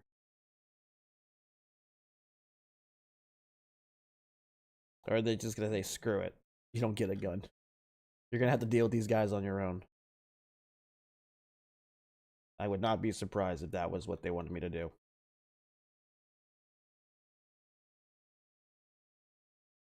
It's in another room? Oh, okay. Okay, alright, well. I'm gonna have to just wander around. I'm pretty sure I gotta get like some number or whatever the hell. Ah, come here. Yeah. Eh. Give me your gun. Oh, son of a bitch. Okay, you can drop that. No, that's not what I wanted.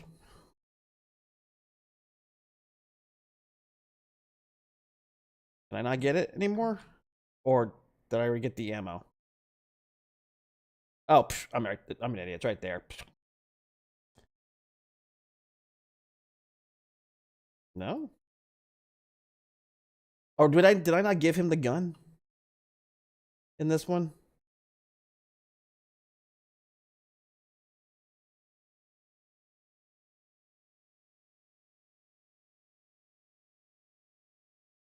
Oh, okay. I guess I put it. I guess I never got. Or I guess I skipped over that, or I didn't.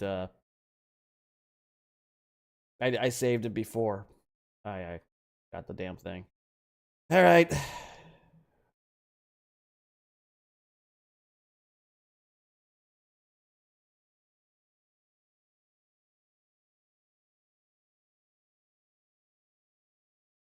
I went too high.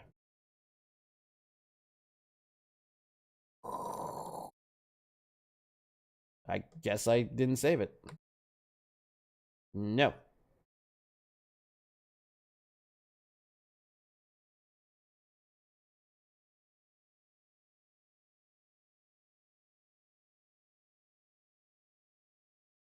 Oh. Thank you. You bastard. He's like, haha, I had a gun all along.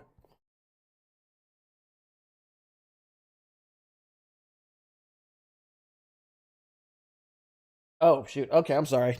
Yeah, that's my fault. I forgot to turn the audio on. Sorry. Well, at least I got a key.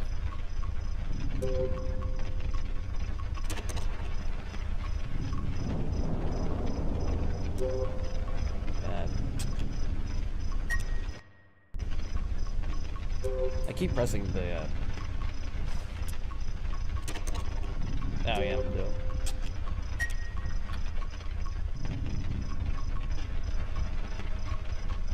Open.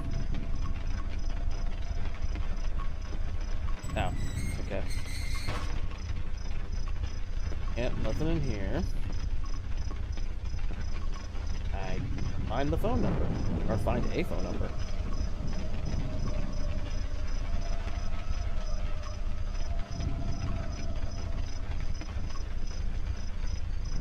Anything else must we're looking in here?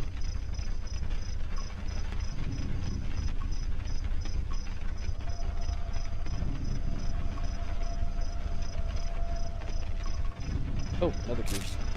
Staff key.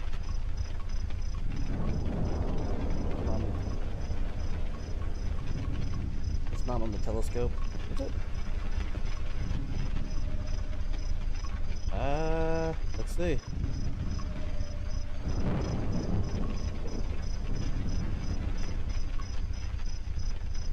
I don't see anything. He just gave me a key, so I'm thinking maybe I have to go look for one. I don't see anything around here.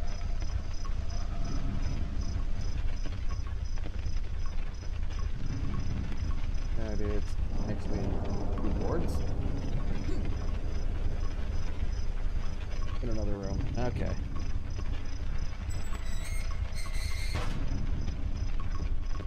I should probably go get that, what's it called too? The shit, this thing, before he kills me. Ow! Yeah. I probably should have gotten that board back. Since I don't know where the gun is.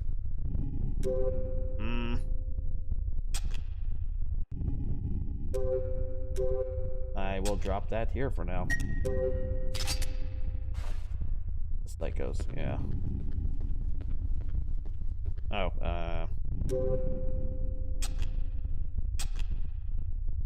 yep, there we go.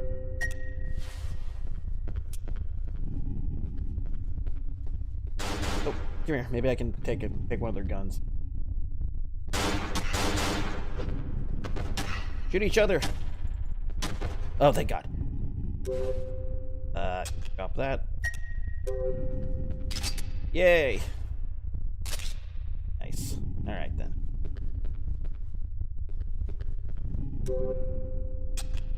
Two and boom. There we go. And there's a shotgun here. Holy crap. Ugh.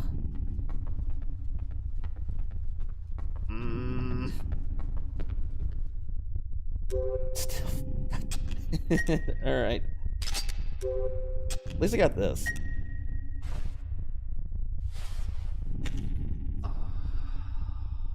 Alright, so I guess I can come back for that later. I'm gonna go shoot that bastard too.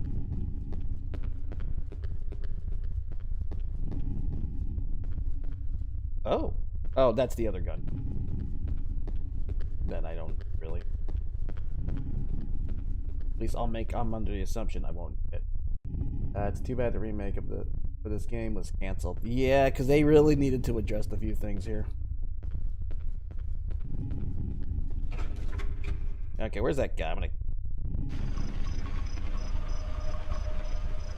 maybe just ease up on the backtracking. That'd be about it, really. I'd say kind of get rid of iron sights. There's no point of it. Because I think the enemies kind of are too spastic. Like, it seems kind of pointless unless I'm like, say, sniping them or sneaking up on them, which you really don't do in this game that much. Iron sights are kind of pointless.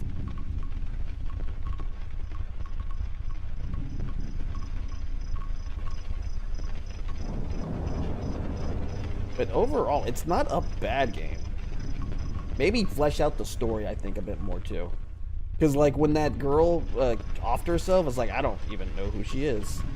You didn't really get much on her.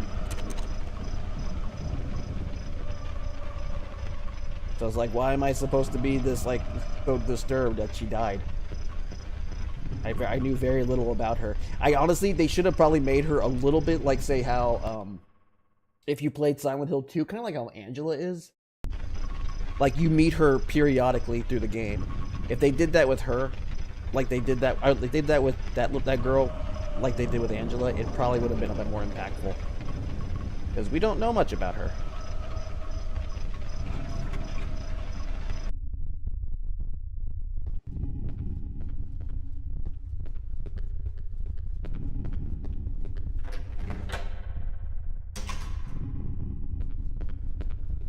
I'm kind of just wandering around too.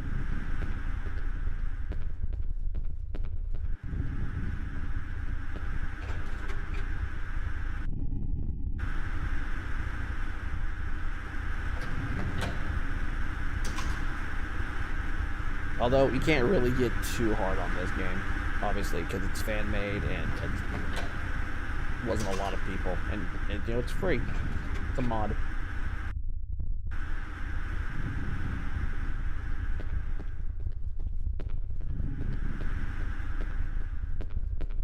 And also, maybe don't have it to where I lose my goddamn backpack. And give me some more inventory space, because, yeah, this is... It can get a little annoying, especially now.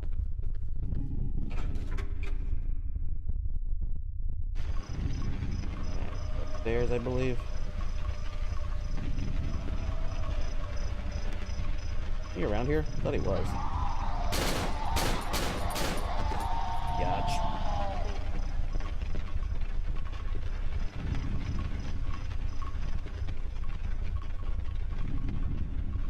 Alright, so where do I go?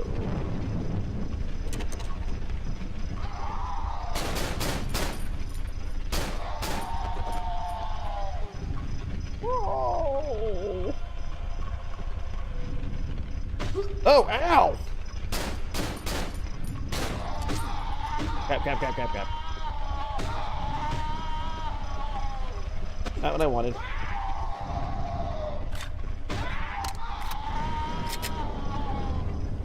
Hold on.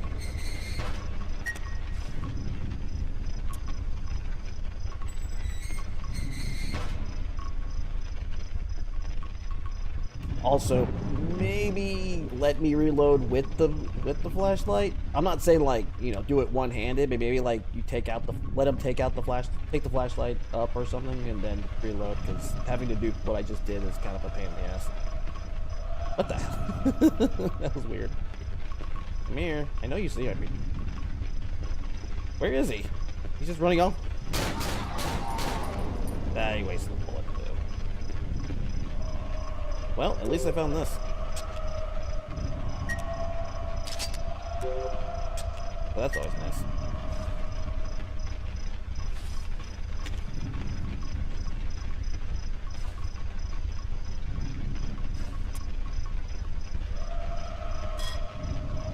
I was gonna say, what happened to my...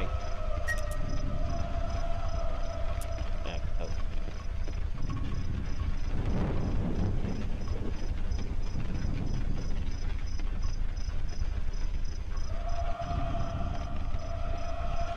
oh, more clips. Cool. You're doing it. Is that it? Yay.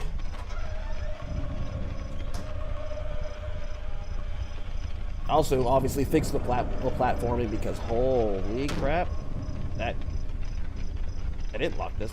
Uh-oh.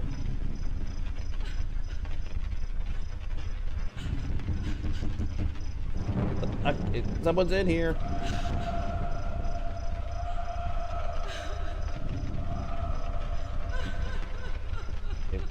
hands?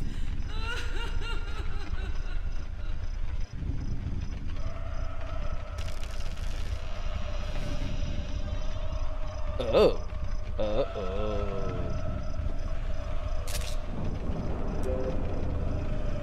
Okay. Let's see. Stone plate. Left half. Looks to be left half of stone plate. Something is engraved, but broken away. Okie dokie.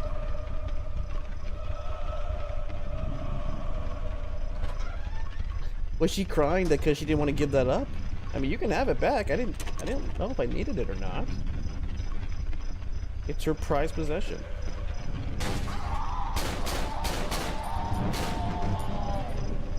I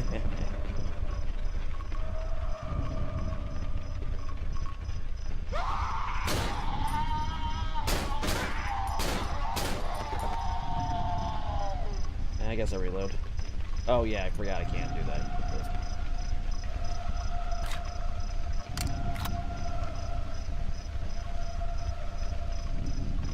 I think someone in the comments for the last playthrough of this, I think it said something in settings. Let me check, actually. Don't worry, I'm not exiting out or anything. I just want to see what that guy said. He said like something, I guess maybe it was about the lighting. Hold on, sorry guys.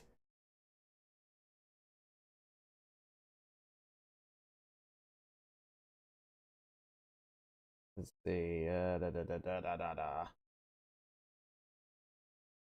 Settings, go to advanced. Go to brightness booster to 0.03. All right. Settings, advanced, and brightness booster. Oh.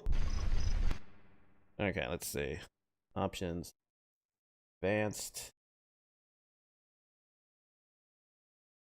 Let's see. See how this works. Is it gonna let me do it? No.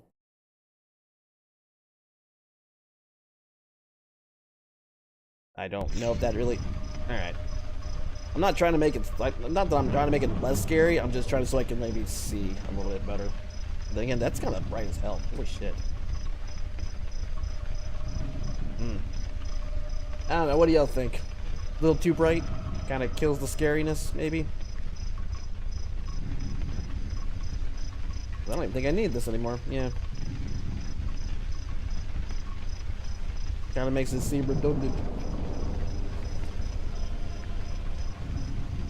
It's a little too bright. Yeah. All right. Let's see if I can lower it a bit.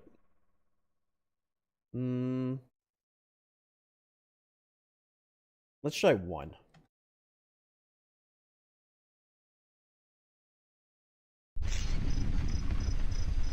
How's that?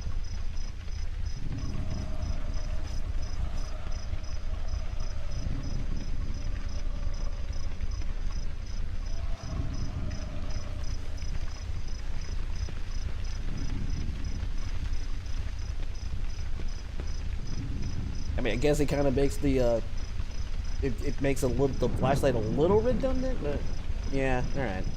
Yeah, I mean, granted, again, it makes like I said, the flashlight is a little too, like, I guess redundant at this point, but you know what? I think it saves on inventory space, so we'll just keep it like this.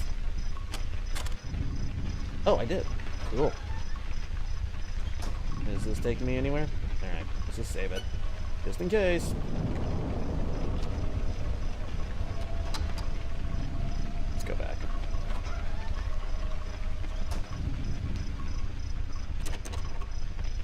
Oh, can I not?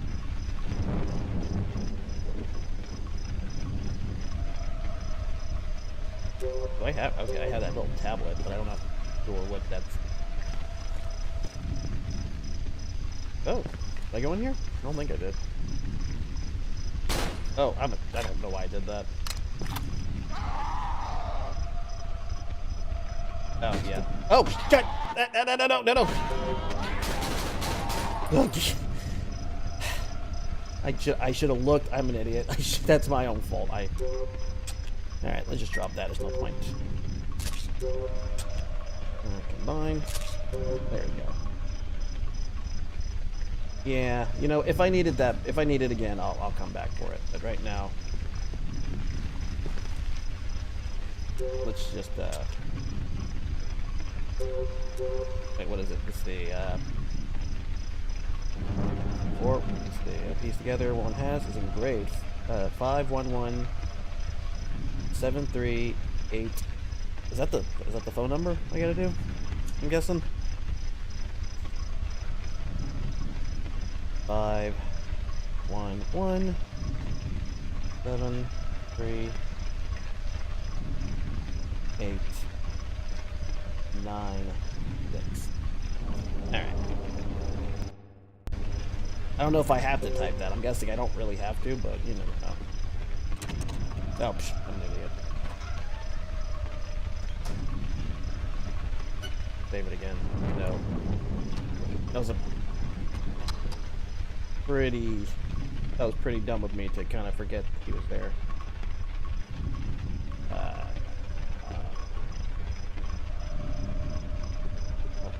What the hell? Ugh. Okay, well the game is kind of wonky right now with the shadows.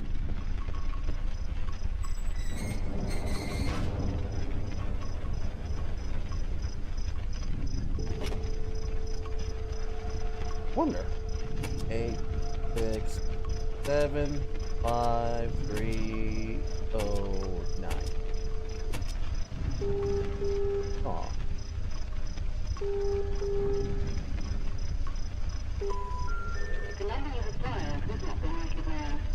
Jenny, no!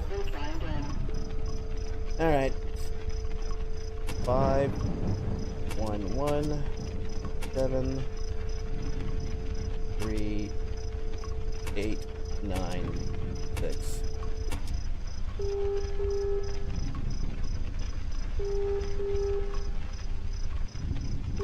There we go.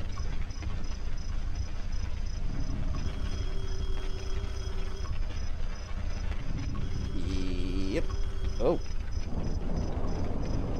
Hmm?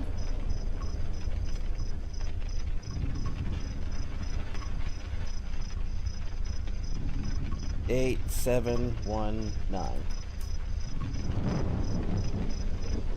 Thank you.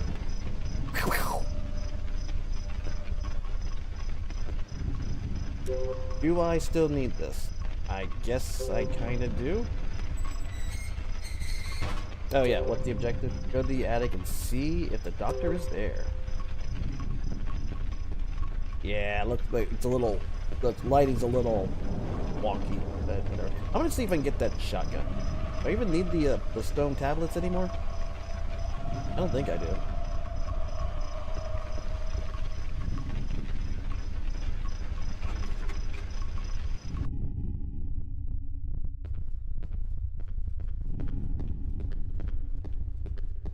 No point in that.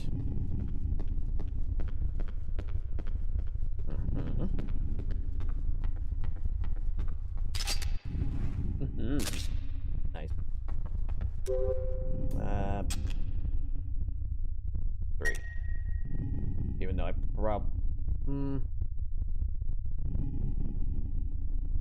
It's weird that, well, that you can have 3 slots, or, but I don't know. It's just like, that's just odd to me right there.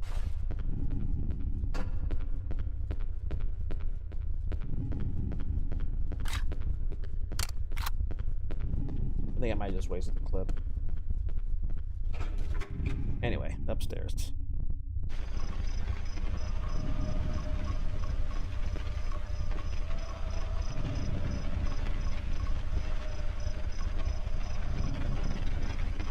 Do it again.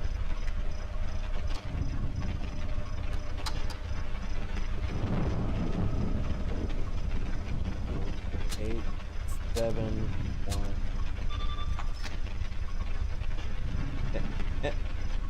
Yay. Here we go.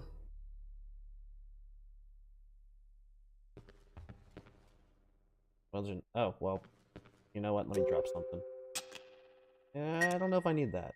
If I do, I'll come back for it.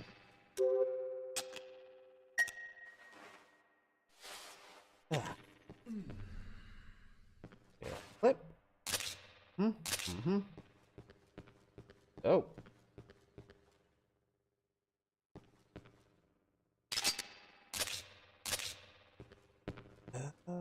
Is this it?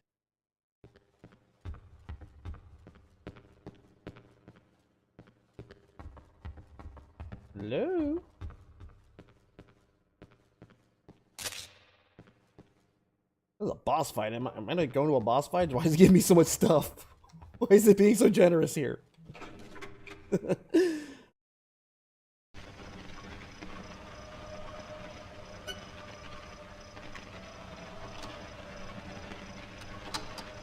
Alright.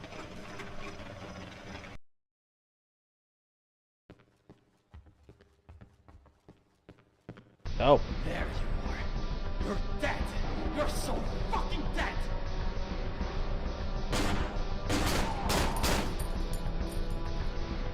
Come on.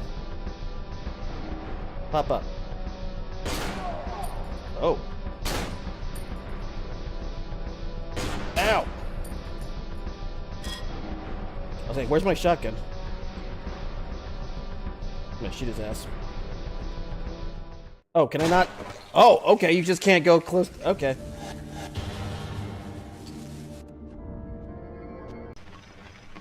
Well, at least I know that. Maybe I should throw those boards at him. That'd be funny. There you are. You're dead. You're so fucking dead. Come on.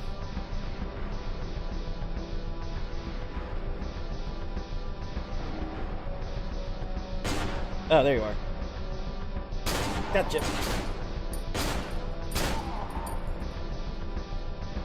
Ah, I should have shot his ass.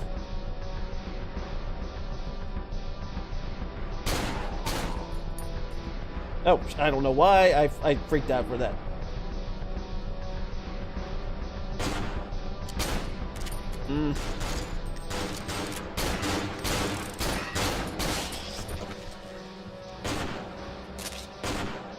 Oh shit, let me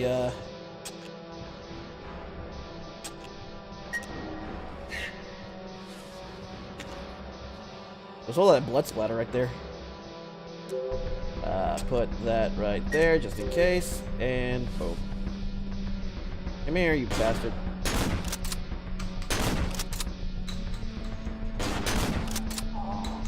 Come on, you son of a bitch.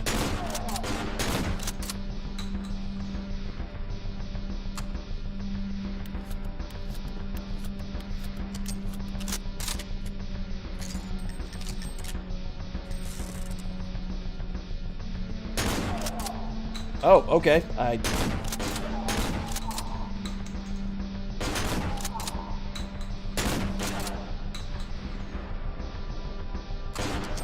Oh, shit.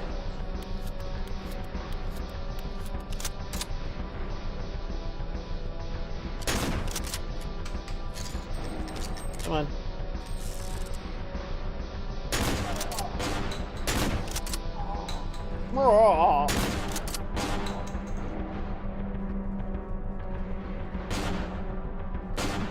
Oh, never mind. I'm out.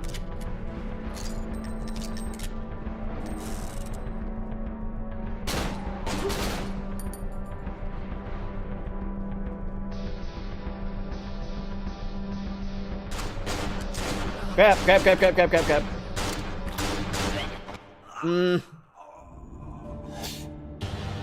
Is he trying to teabag me? Alright.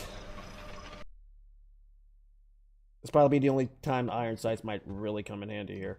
Is there anything else I'm missing? I'm guessing those guys coming in are my de facto ammo refilling. Or to refill my ammo. There you are. You're dead. You're so fucking dead. Come on.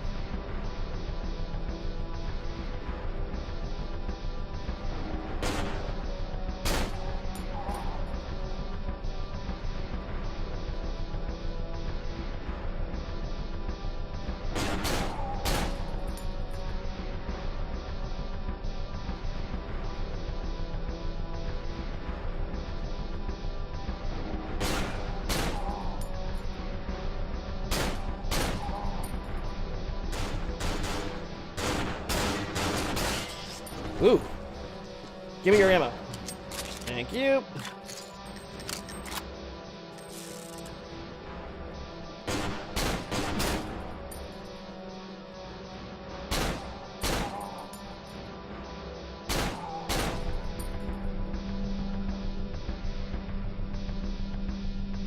Oh shit, I didn't realize you were there.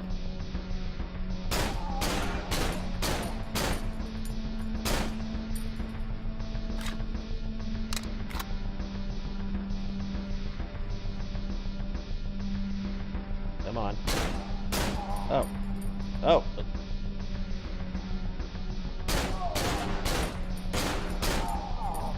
Oh. Oh, did I just cheese this a little bit?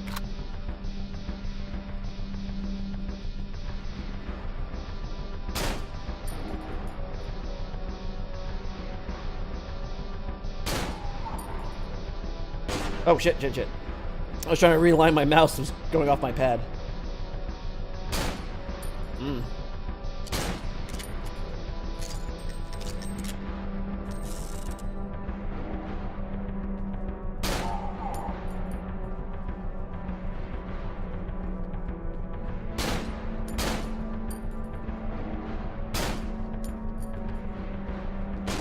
Just in case. There he is.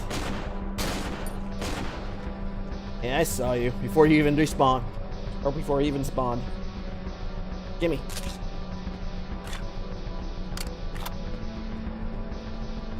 Where is he? There you are. Come on.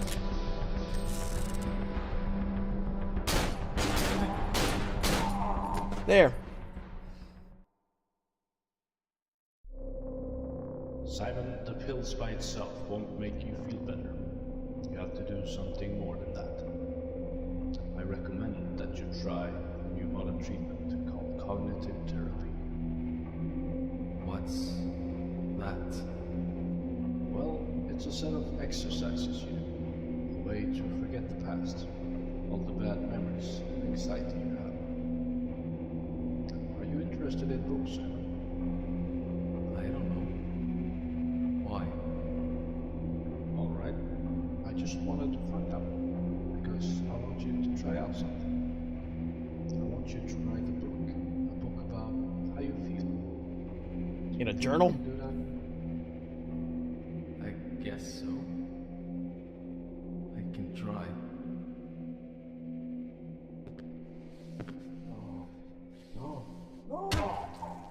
Oh.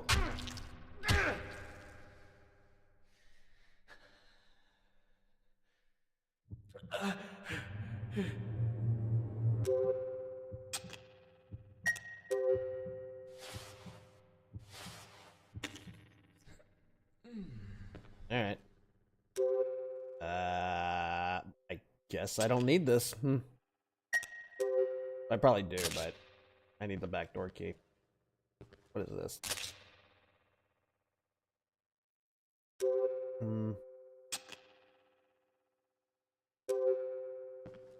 Oh, can I take it? No.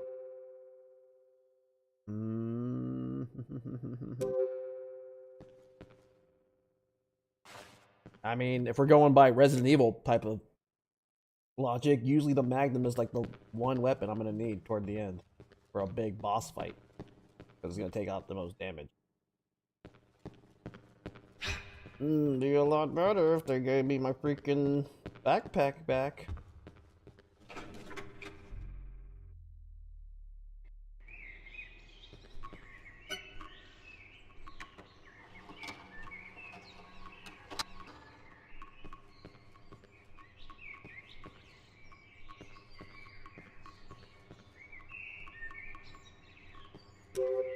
It's the mental hospital. Let's see.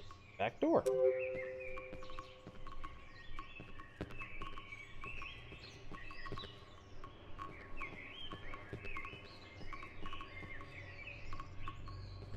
Oh, I don't need to go there. Down there. Alright.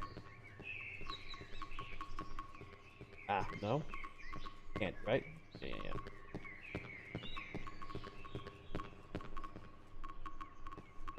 That's weird.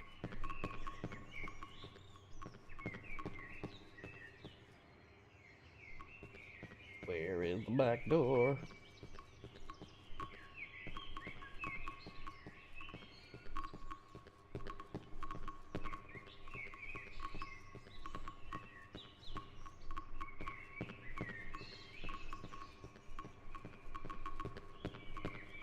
Ah.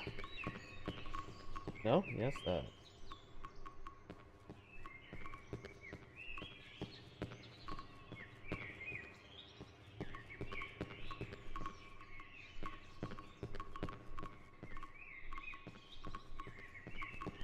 Unless this is the door and I just can't. No, I had to hit back. Oh. Hmm?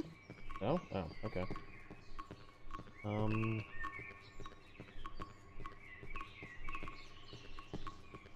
Oh. Gotta be it, right? Yay. Let me unlock. Let me go get that other weapon. The Magnum.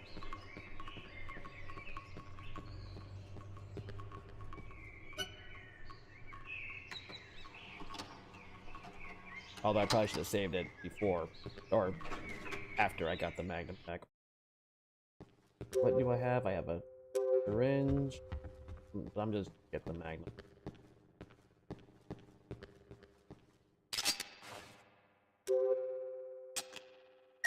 All right.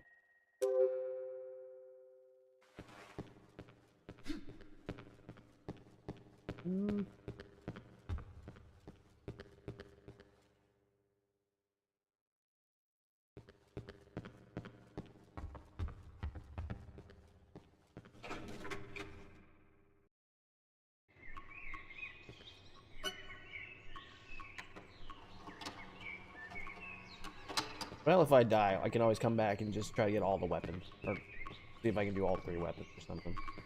Anyway. Oh, wait. Gotta go down further.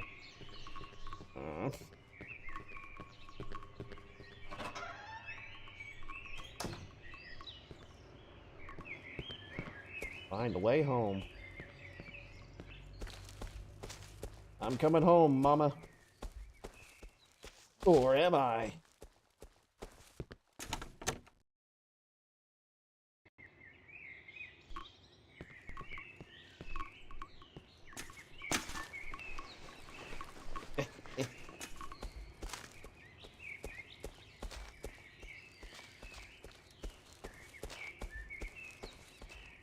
Ah. I left for a while. Did you get the revolver? Yes, I did.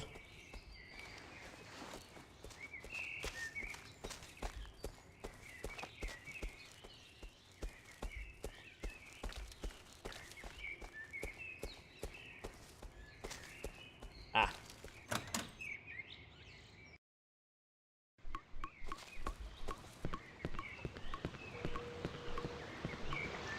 And jump. Oh, can I not? Okay.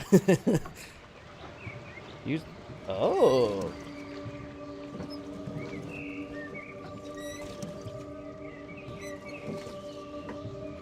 Okay.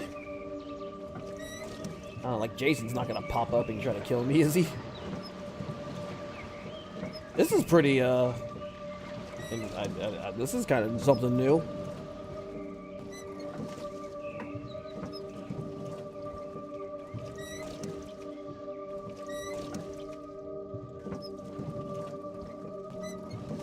I feel like it's trying to put me into a false sense of security. So something's gonna pop up. I'm not gonna fight like Del Lago or something. That'd be fucking weird.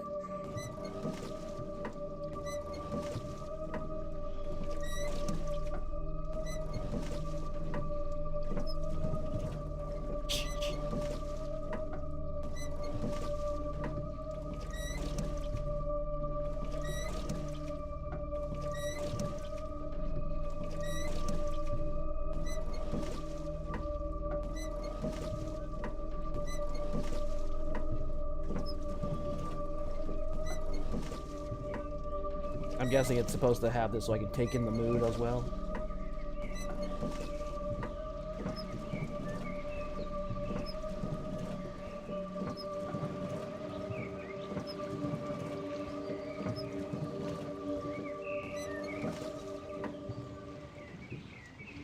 Okay.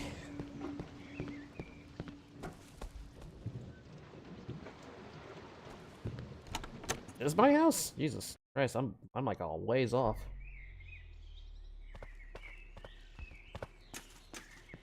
Or like I'm like very far. Oh.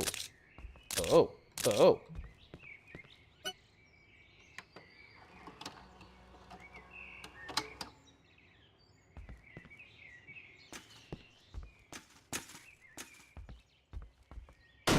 Ah!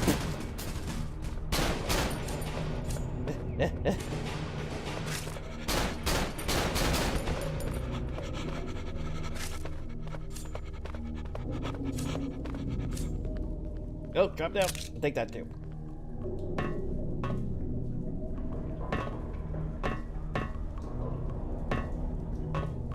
You know, not to micromanage your movement, Simon. Maybe you can just, you know, hold the sides and slide down. I don't know.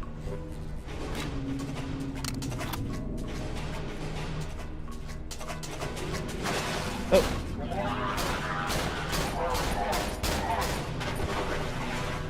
Ah, crap. Yep.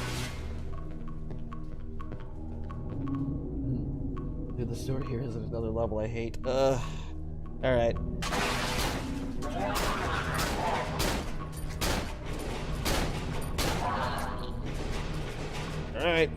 Good. Alright. Wait, what was the point of going around if the stupid thing was right? Whatever. Unless there's some ammo here I didn't see. They just seem kind of alright. Or maybe I could have just, like, I guess, juked them if I wanted to. Here. Come on. I know you see me. Wow. See ya, bitch. Swear to God, if I see another one. What? Oh, I got it. Okay, hold on. Okay.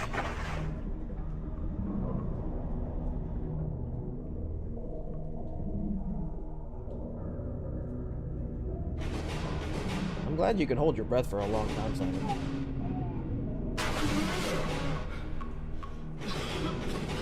Okay.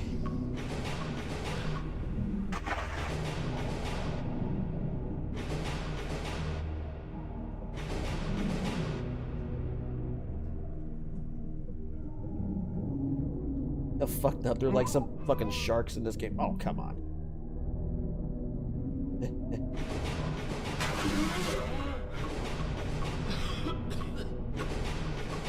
Okay, at least my health fills back up. That's good. That would have been annoying. I'll let my my stamina refill.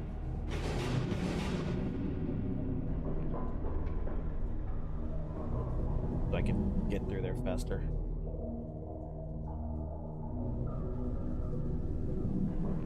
Alright, let's go back in. Oh, another pocket of air.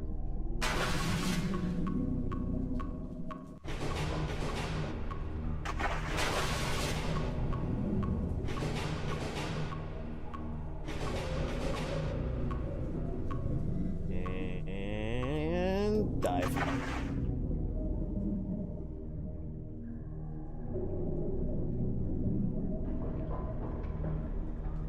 Oh, okay, now it's kind of generous with these.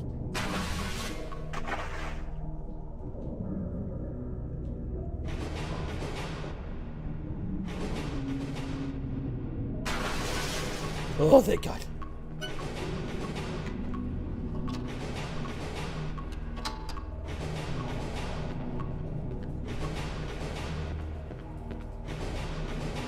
Rar. Rar, rar, rar. No? Okay, cool. Seriously? Something gonna pop up? Yep, I figured.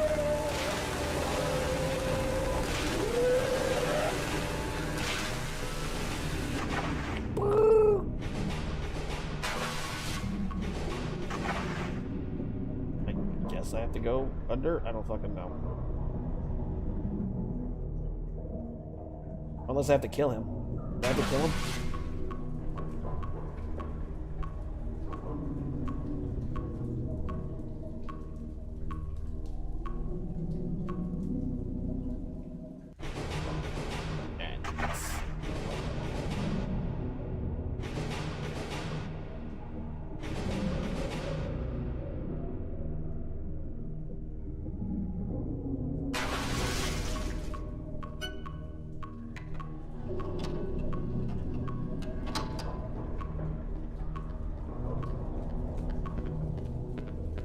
Unless he's around here.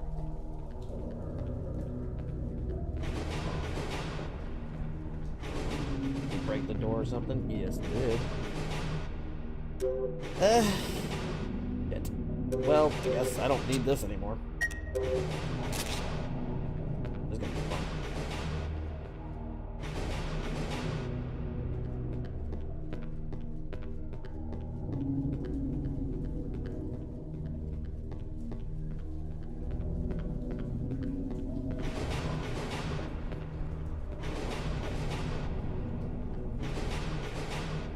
Save it again.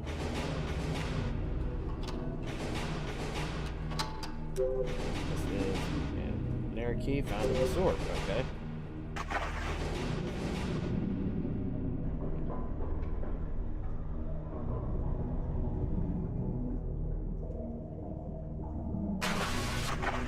Okay.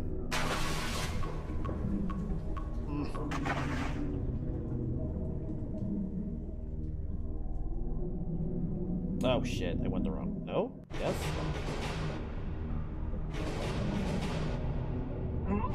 Oh, crap. You know, I was just done talking about how great you can hold your breath for very long, Simon, and then you just kind of take, like... And then that happened. You're disappointing.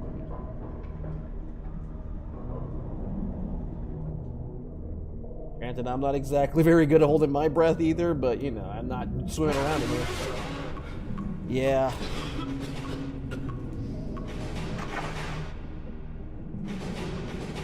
Hope I'm going the right way. Probably not, though.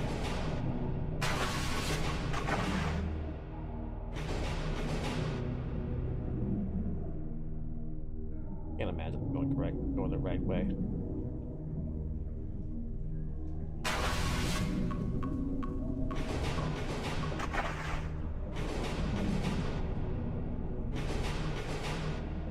I always get confused because the halls tend to look the same.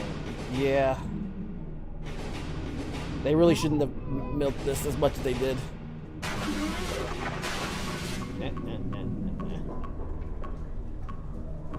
Okay. At least my life gets back. It regenerates when after I come back from here. Come on, get back up. Get back up.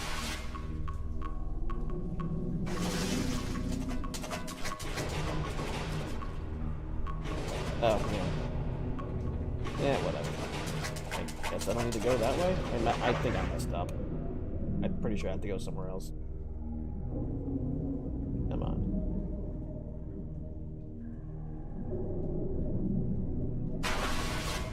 What is the... Yeah, find a way home. Alright. I'm gonna sit here. Let myself regenerate my stamina.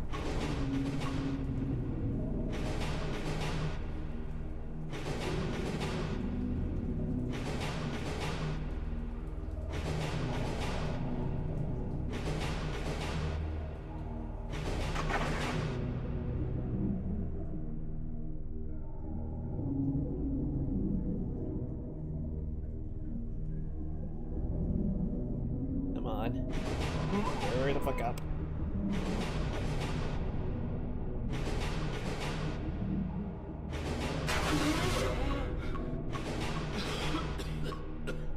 Cough, cough, cough.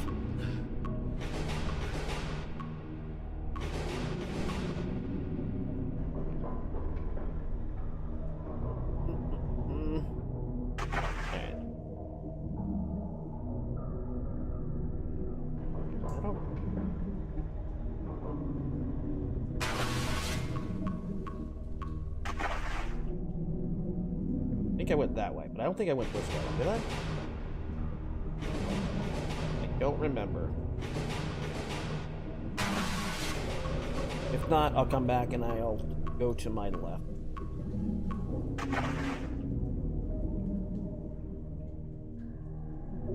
Man, I must stink with these clothes on. I came from here, right? I think. Oh, okay, that's weird.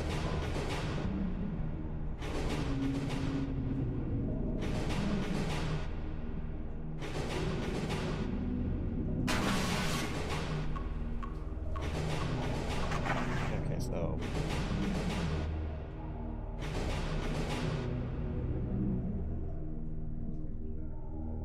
I think that way is the way I didn't go before. I stand in the back.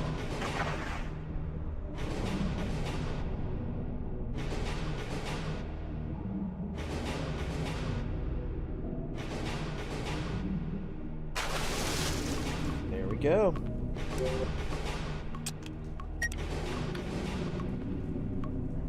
Well, at least I know where to go. It doesn't matter if I save or not. Since I'm fairly close. Anything around here? Ooh.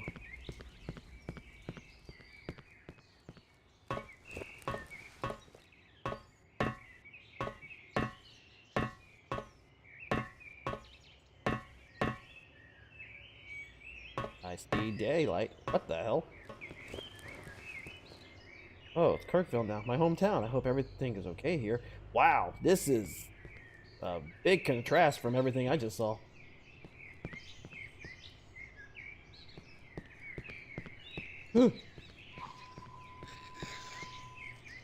Really? Alright. Why did that take you 2 shots? I guess I missed that first one. Oh. You missed the save. Did I? Oh, there it is. Thank you.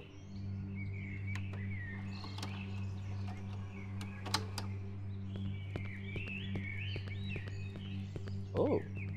Well, at least I got more. Holy crap, I got a lot of magnum bullets. I'm not complaining, I'm just saying. It's a good thing. And a shotty gun. Nice. I don't want that. I will put that there. Let me save again.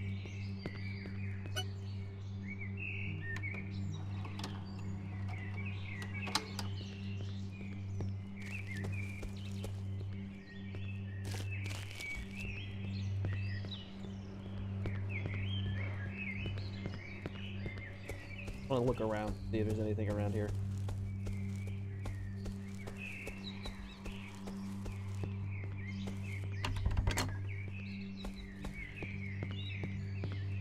Or won't budge. Or I'm guessing I'm like at the end of the hill or something, or at the end of the street. It's nice to know that the bullet man came by early. I got here just around that time. How very convenient.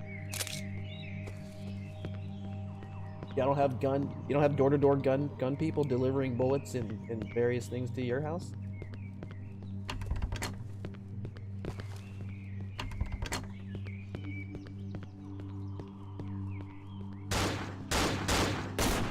Bitch. Aw. I could take that, but no, forget it.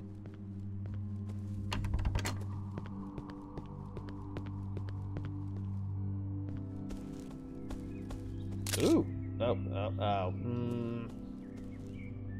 Alright, it's giving me like a whole bunch of weapons here. Again, too bad I don't have any space for it.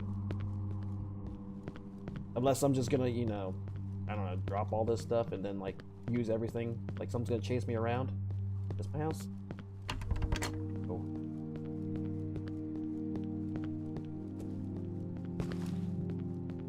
Is this my house?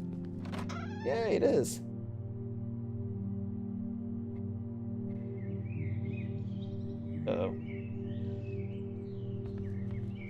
Oh, I was just saying that I can't see anything. What the hell? Oh, just random bullets lying around the floor as you do.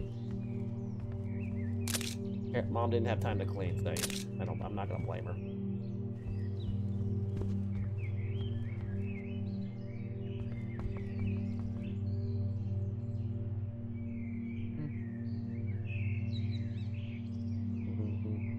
Oh, hello.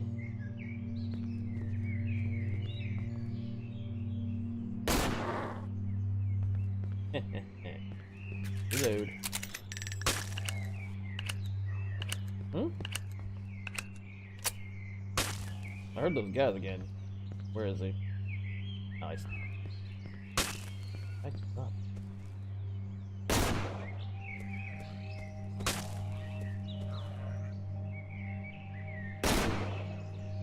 Alright, let me just go up to him and get him.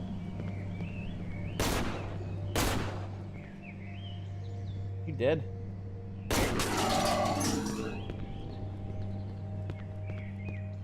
Wait, what was that? Oh, okay, that's weird. Why did that take you so many shots to kill you? Can I just shoot your ass with this?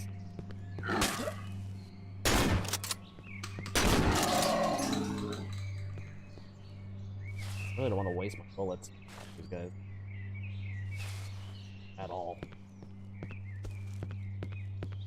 Oh, hi. Come here.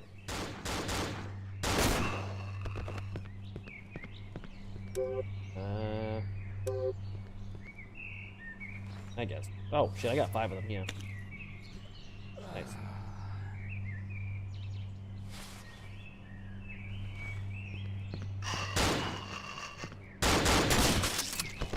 Where's the other guy? Oh, it's that stupid thing. Alright. Serpentine tactic.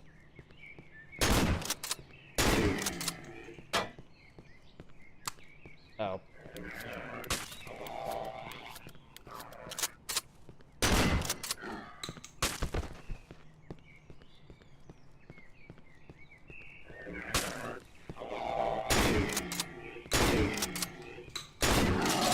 Jesus Christ, you take a lot of shots. I think I mean this is my sniper. Nothing. Nothing, nothing.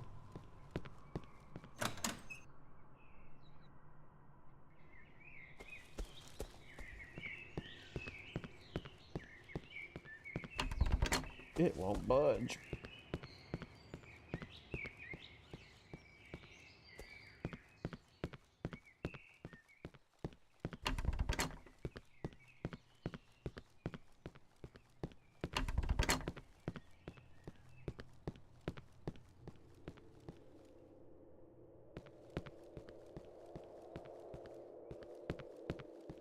Anything? Any weapons? Any ammo? Just in case. Oh, what? Finally home. I hope Mom's okay. Well, I got a feeling that. Oh, no. Is this my house? Oh, I guess it's all the way down there. Like, why'd you stop me right there if you could have just...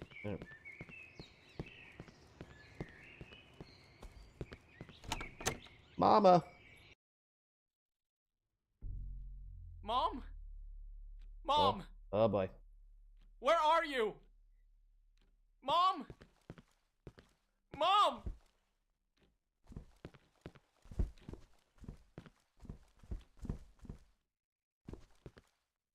Probably not the best idea to be having a gun here, calling my mom. Uh-oh. Uh-oh. Uh-oh.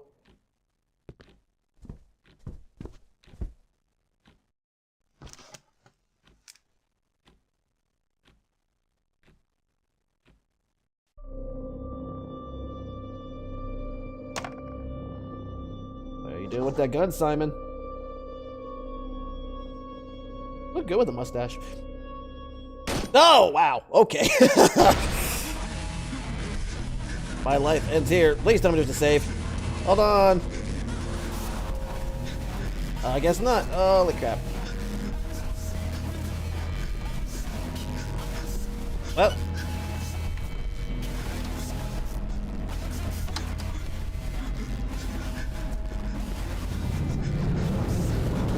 Crap. Blah, blah, blah.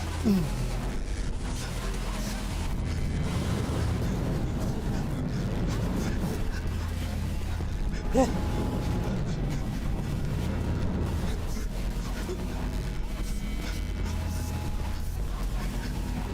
Part of me kind of assumed he was already dead, so holy shit, I guess we're not going there. Or not there. Am I supposed to go there? Oh, okay, cool. Yes.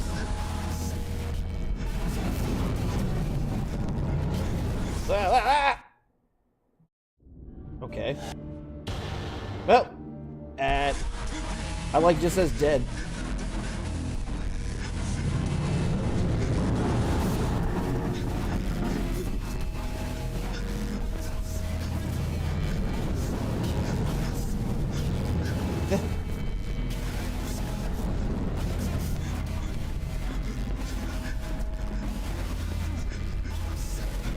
I guess it's here, but I gotta let it do its thing first. No? Ah. Jump! Oh, what the? Or not.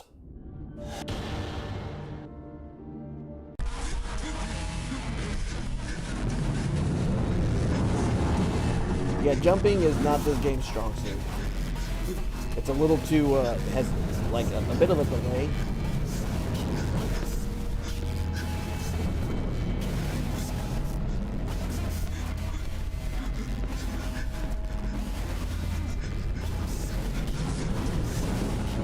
That one just goes down, right? Yeah. This one just pushes me up. Oh yeah, okay. I am going the right way.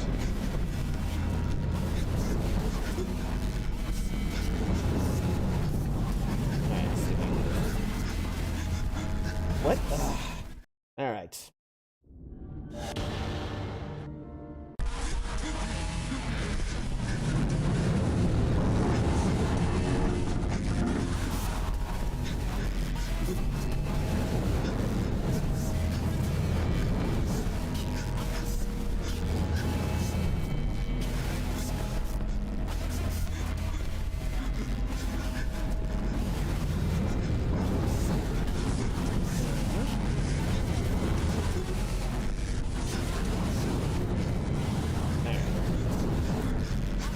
Whoa. Am I not supposed to? What the? Okay. I'm going the right way, right? I mean, it's just like, for some reason the jumping is a little odd.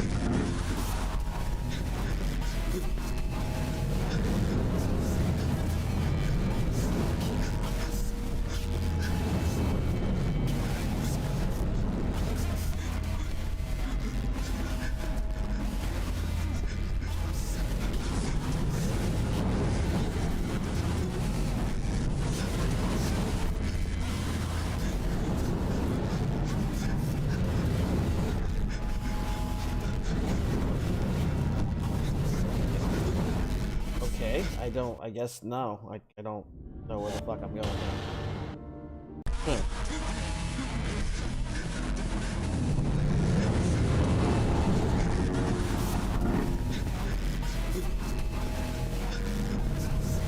Oh, not that way. Yeah, okay, I figured it wasn't that right. Okay.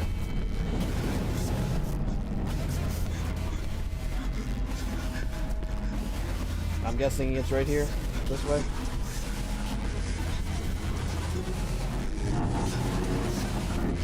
Am I supposed to go this way? Or not? Maybe? No? No, okay.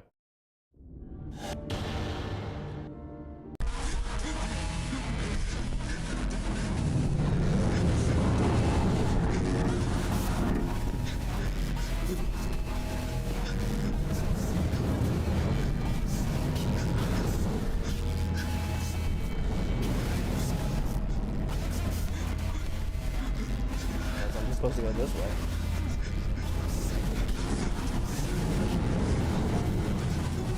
Nope.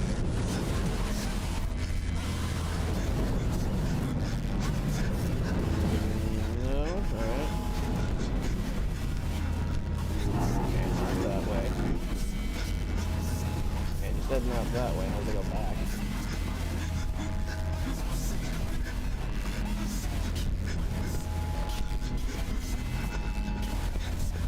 It just does that thing.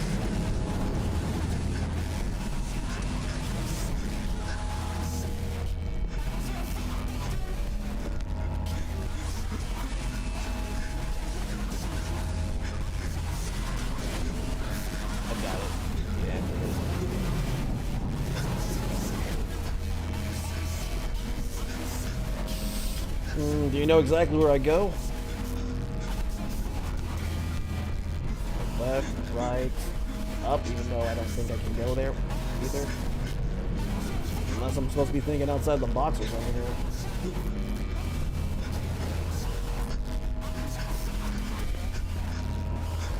Right, left. Alright. Well, I mean, that's what I did right here.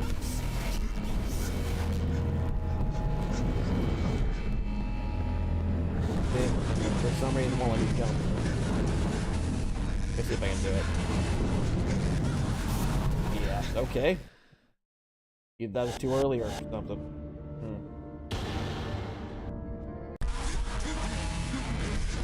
I'm guessing I'm just either doing it too early or there's like a little slant, so it kind of messes up the jump.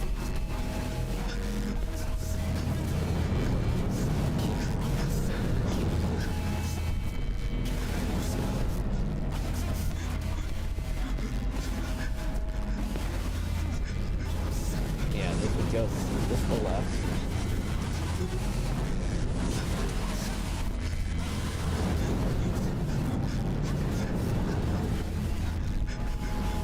Probably going in a bit too early, but yeah, probably. Let me see. See, this part is like kind of what messes it up for me. And I. Okay.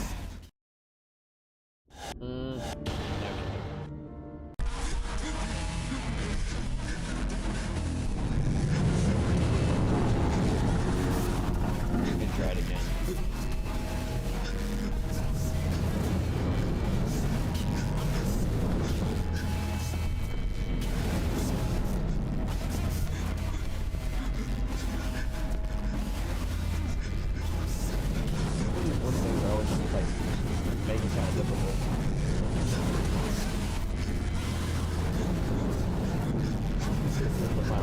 Okay.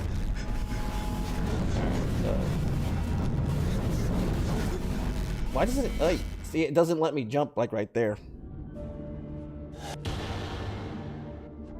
Alright, I'm gonna try something else. I'm gonna just maybe just before I hit that little corner, that little dip, I'll jump.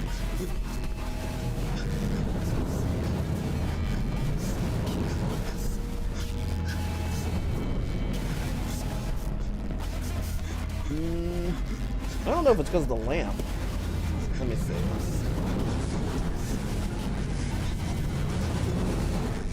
It's mostly because of this. See, like right here, it's like a little, it dips down.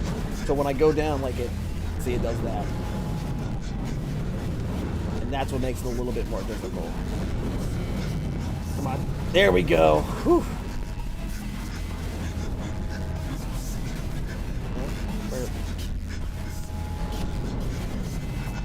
Where am I going now?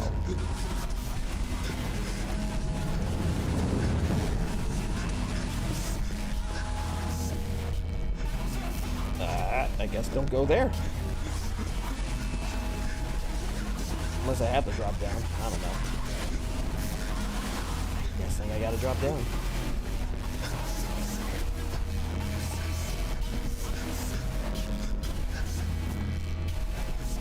No.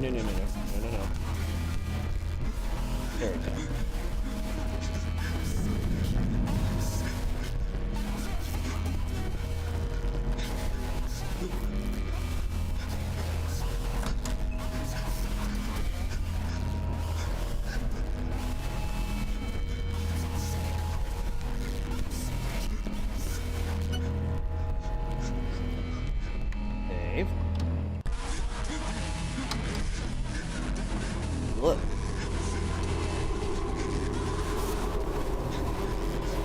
Uh-oh, there's a maze.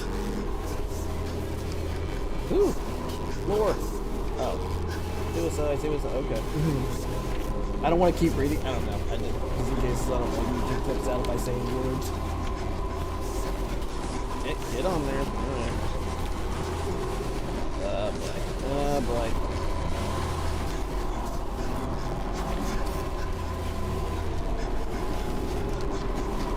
No, don't fall, don't fall. Really need to ease up on the crouch jumping. No!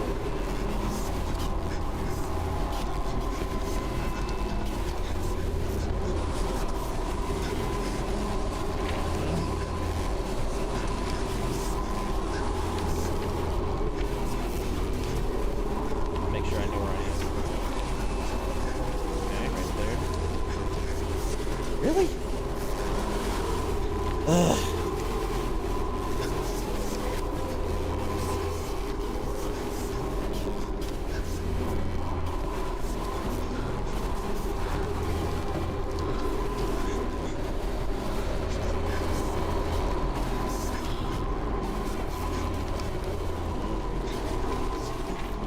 Yes, I think just doing parkour is the worst at all because it makes you do a lot of crouch jumping, and again, this doesn't.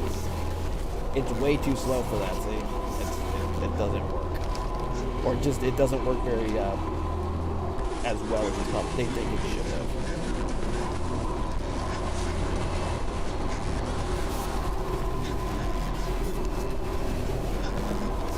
Okay, I want to make sure I'm not. What the hell? Why did it push me down?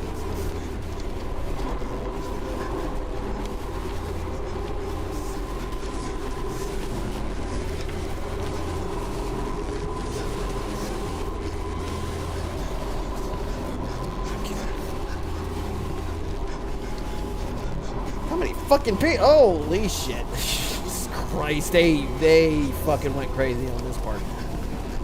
And they really didn't need to. No.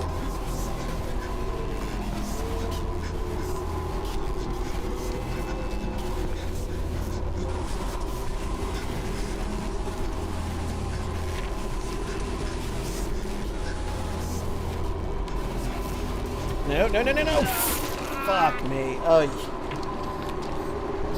Okay.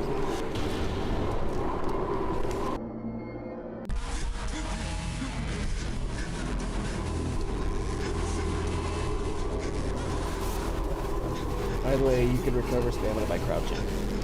Oh. Okay, cool, thank you.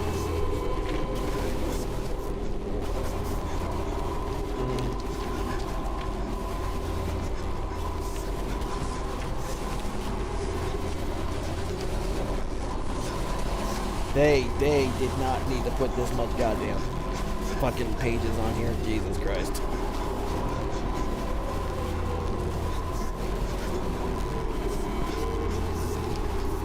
Jesus, okay.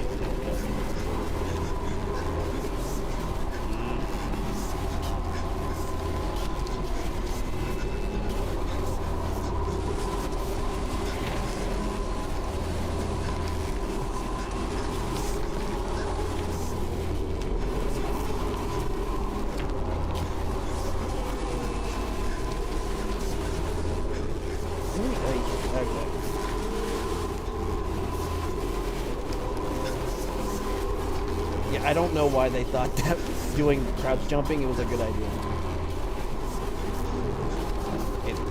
It's kind of annoying. It's okay, maybe, like, just hold on. Damn. My hand is is hurting because of all the fucking crouch jumping. Okay, let's do it again.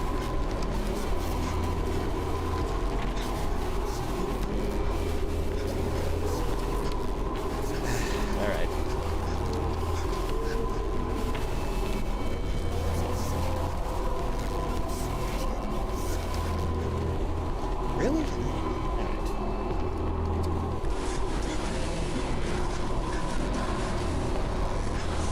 Oh, thank God.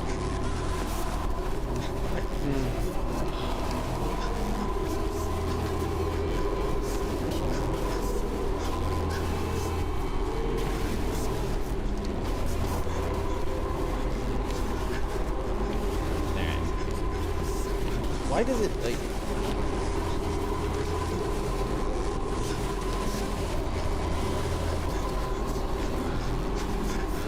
What? Okay, I don't know why it like just pushes me down when I do that.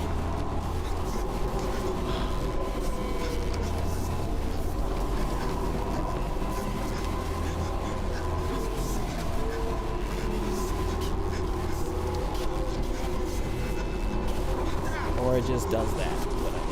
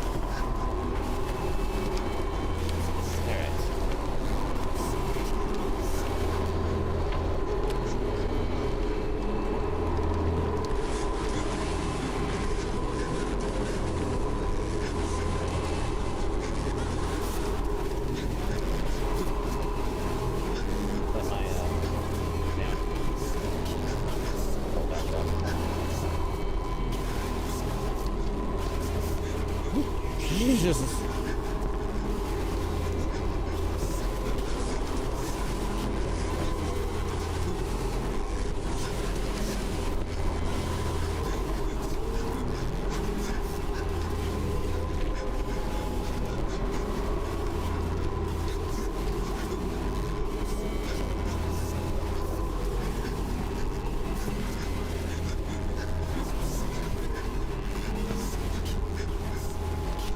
Oh, thank God.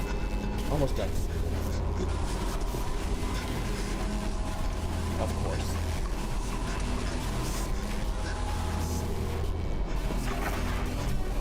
Oh, thank God.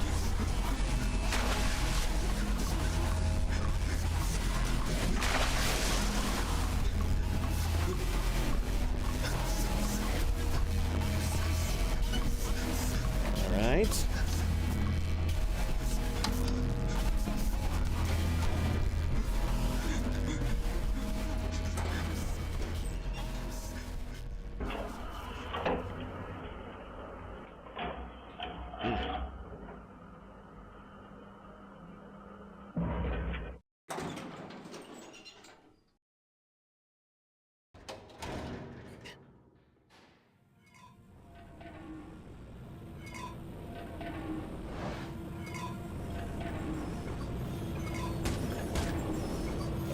Okay. Is that me? But with psychic powers? Oh, ow!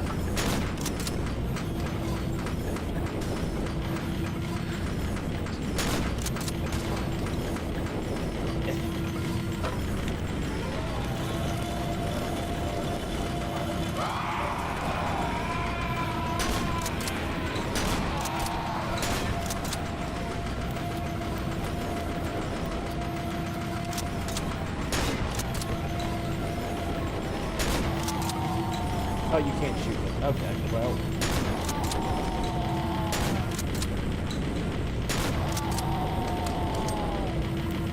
Dopey. Come on.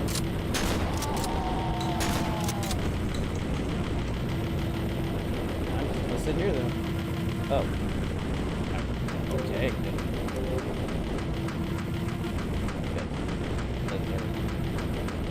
Alright. I guess he dropped something. Thanks. There's that.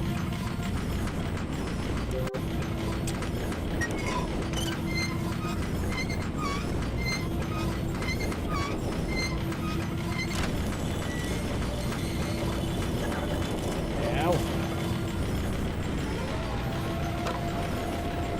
Oh, did I just lose my ow? Okay.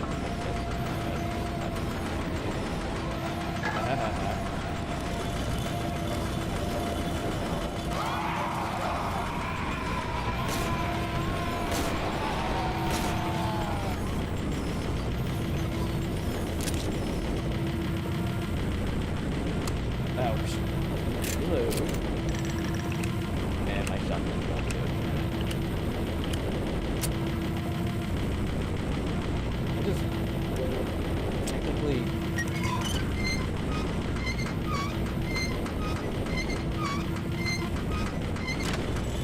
Oh, okay, cool. Ow.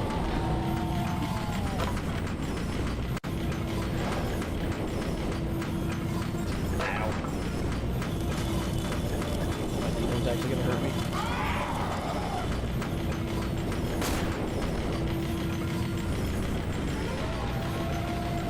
Fuck. Thank you. Where's it going?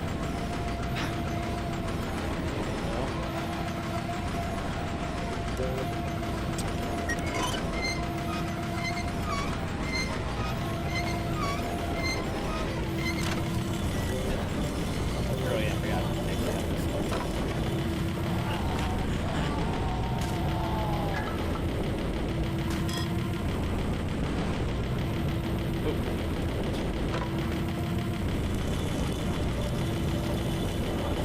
That's the last one, I guess.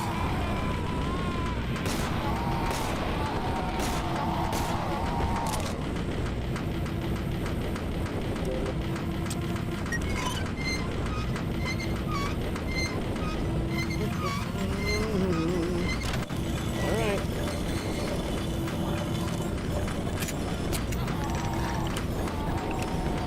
Oh. Take that, me. Who do I think I am? Oh shit, I'm fighting back. Just push him out of the wheelchair. Come on. Oh. Oh. That you're gonna like put him in the walls of Jericho or something? Oh, okay. I gotta keep choking. Harder!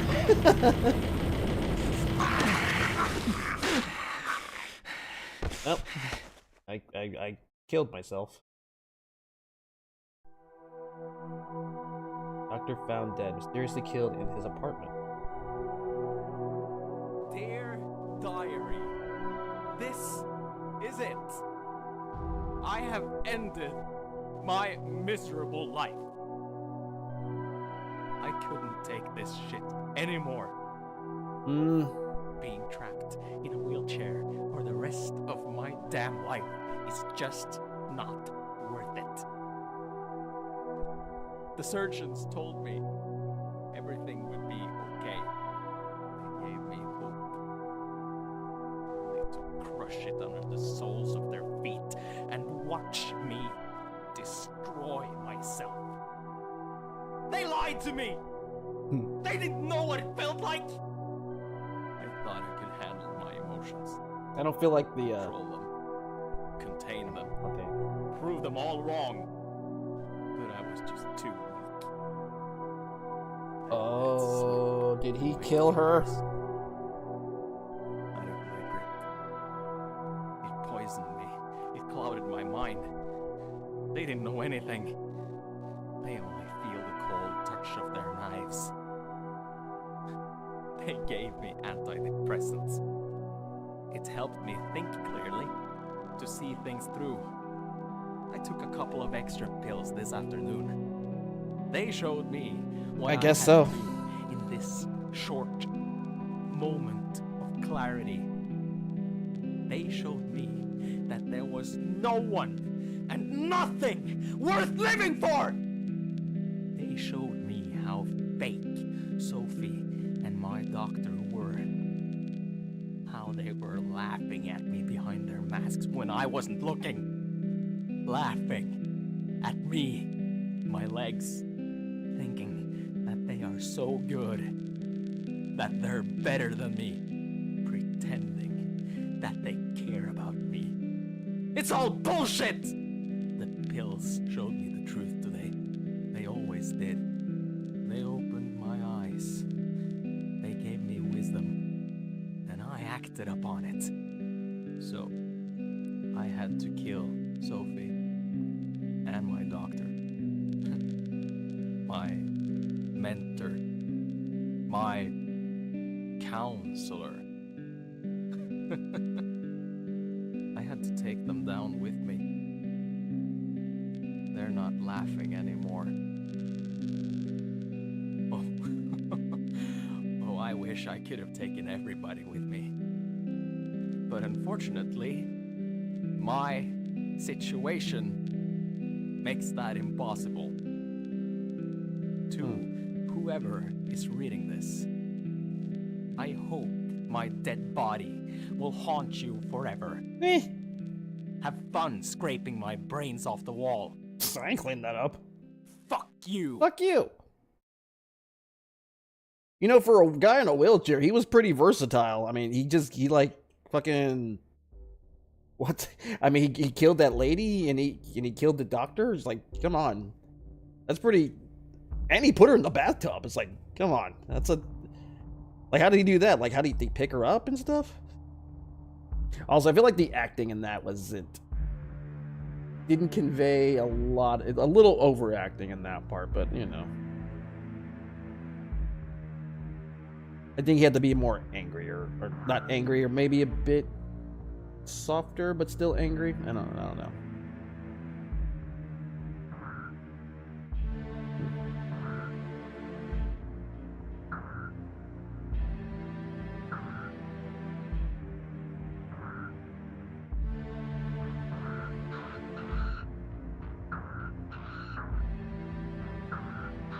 Ooh.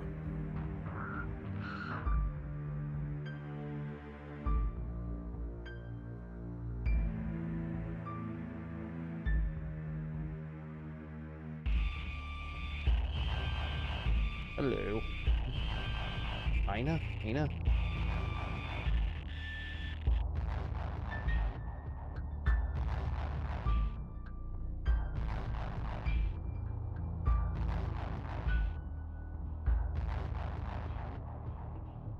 Cry of fear. Team Cyclock. You can read it. Cyclocklar. I'm not gonna read it. Never mind. I'm not gonna butcher the language.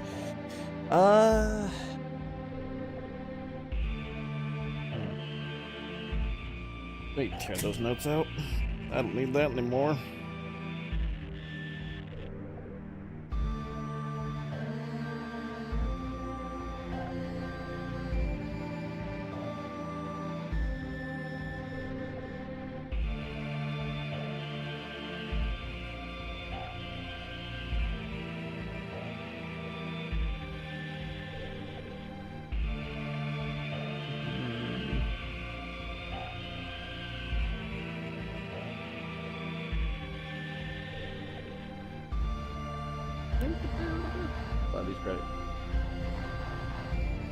Love these credits music. It's pretty crazy. It's definitely creepy.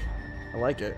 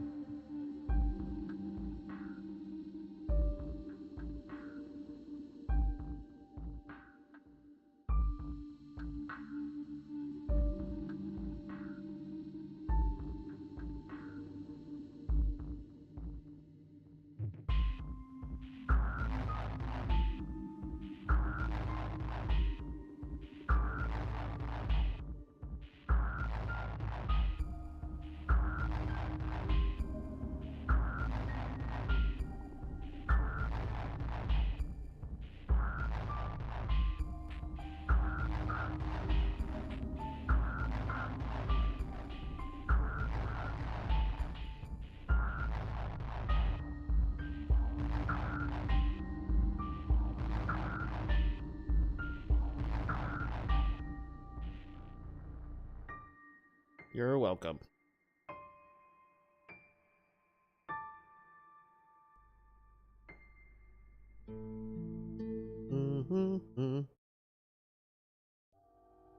Ooh.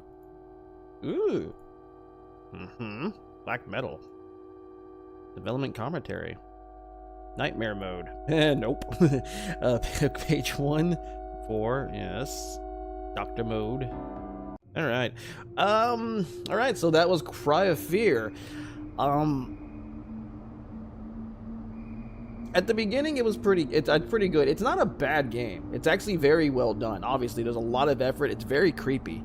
I kind of wish we did kind of spend a bit more time in the game's, like, I guess, nightmare type of world. Of all the weird distorty shit, because that's actually where it looks really nice. If there's, like, one of the bigger things I could take away from this, it's probably Iron Sight is kind of redundant. There really isn't any reason to use it on regular enemies, since they just move so sporadic, so spastically, it's kind of hard to get a clear shot. The only time I ever used it, like I said, is when you're either sniping them out, like when they don't detect you, or like in that last part with the doctor, when they're kind of just, you're essentially doing a shootout, which I'm not a, And the platforming. I think the platforming in the parkour, or as you say it, probably kind of stopped the game dead a lot, especially with all the jumping and whatnot. That really fucking annoyed me, especially on that subway level. The crouch jumping, way too much crouch jumping, way too much crouching, too, because you kind of have to like slink in there, and it goes so slow to kind of just to go to like the other side, or to get under like the little poles or whatever. It got really fucking annoying. But all in all, it's not a bad game. I'd probably give it an 8 out of 10. I don't want to call it a 7, but it's a very good game. There's obviously a lot of really good ideas. I think if they really, I think those would have gotten easily addressed if they had done a remake, which is kind of a shame that they're not going to do that. But it's not a bad game. I definitely recommend it to anybody else out there who plays it. But those parts, like I said, the platforming and the small little thing of the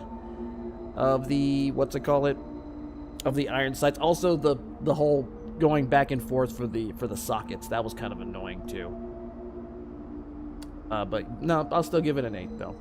I guess, and that's about 3 hours and 15 minutes. I guess that's a stream, guys. I am not gonna be on tomorrow. I will try to be on here on Monday at 8 p.m. Central Time.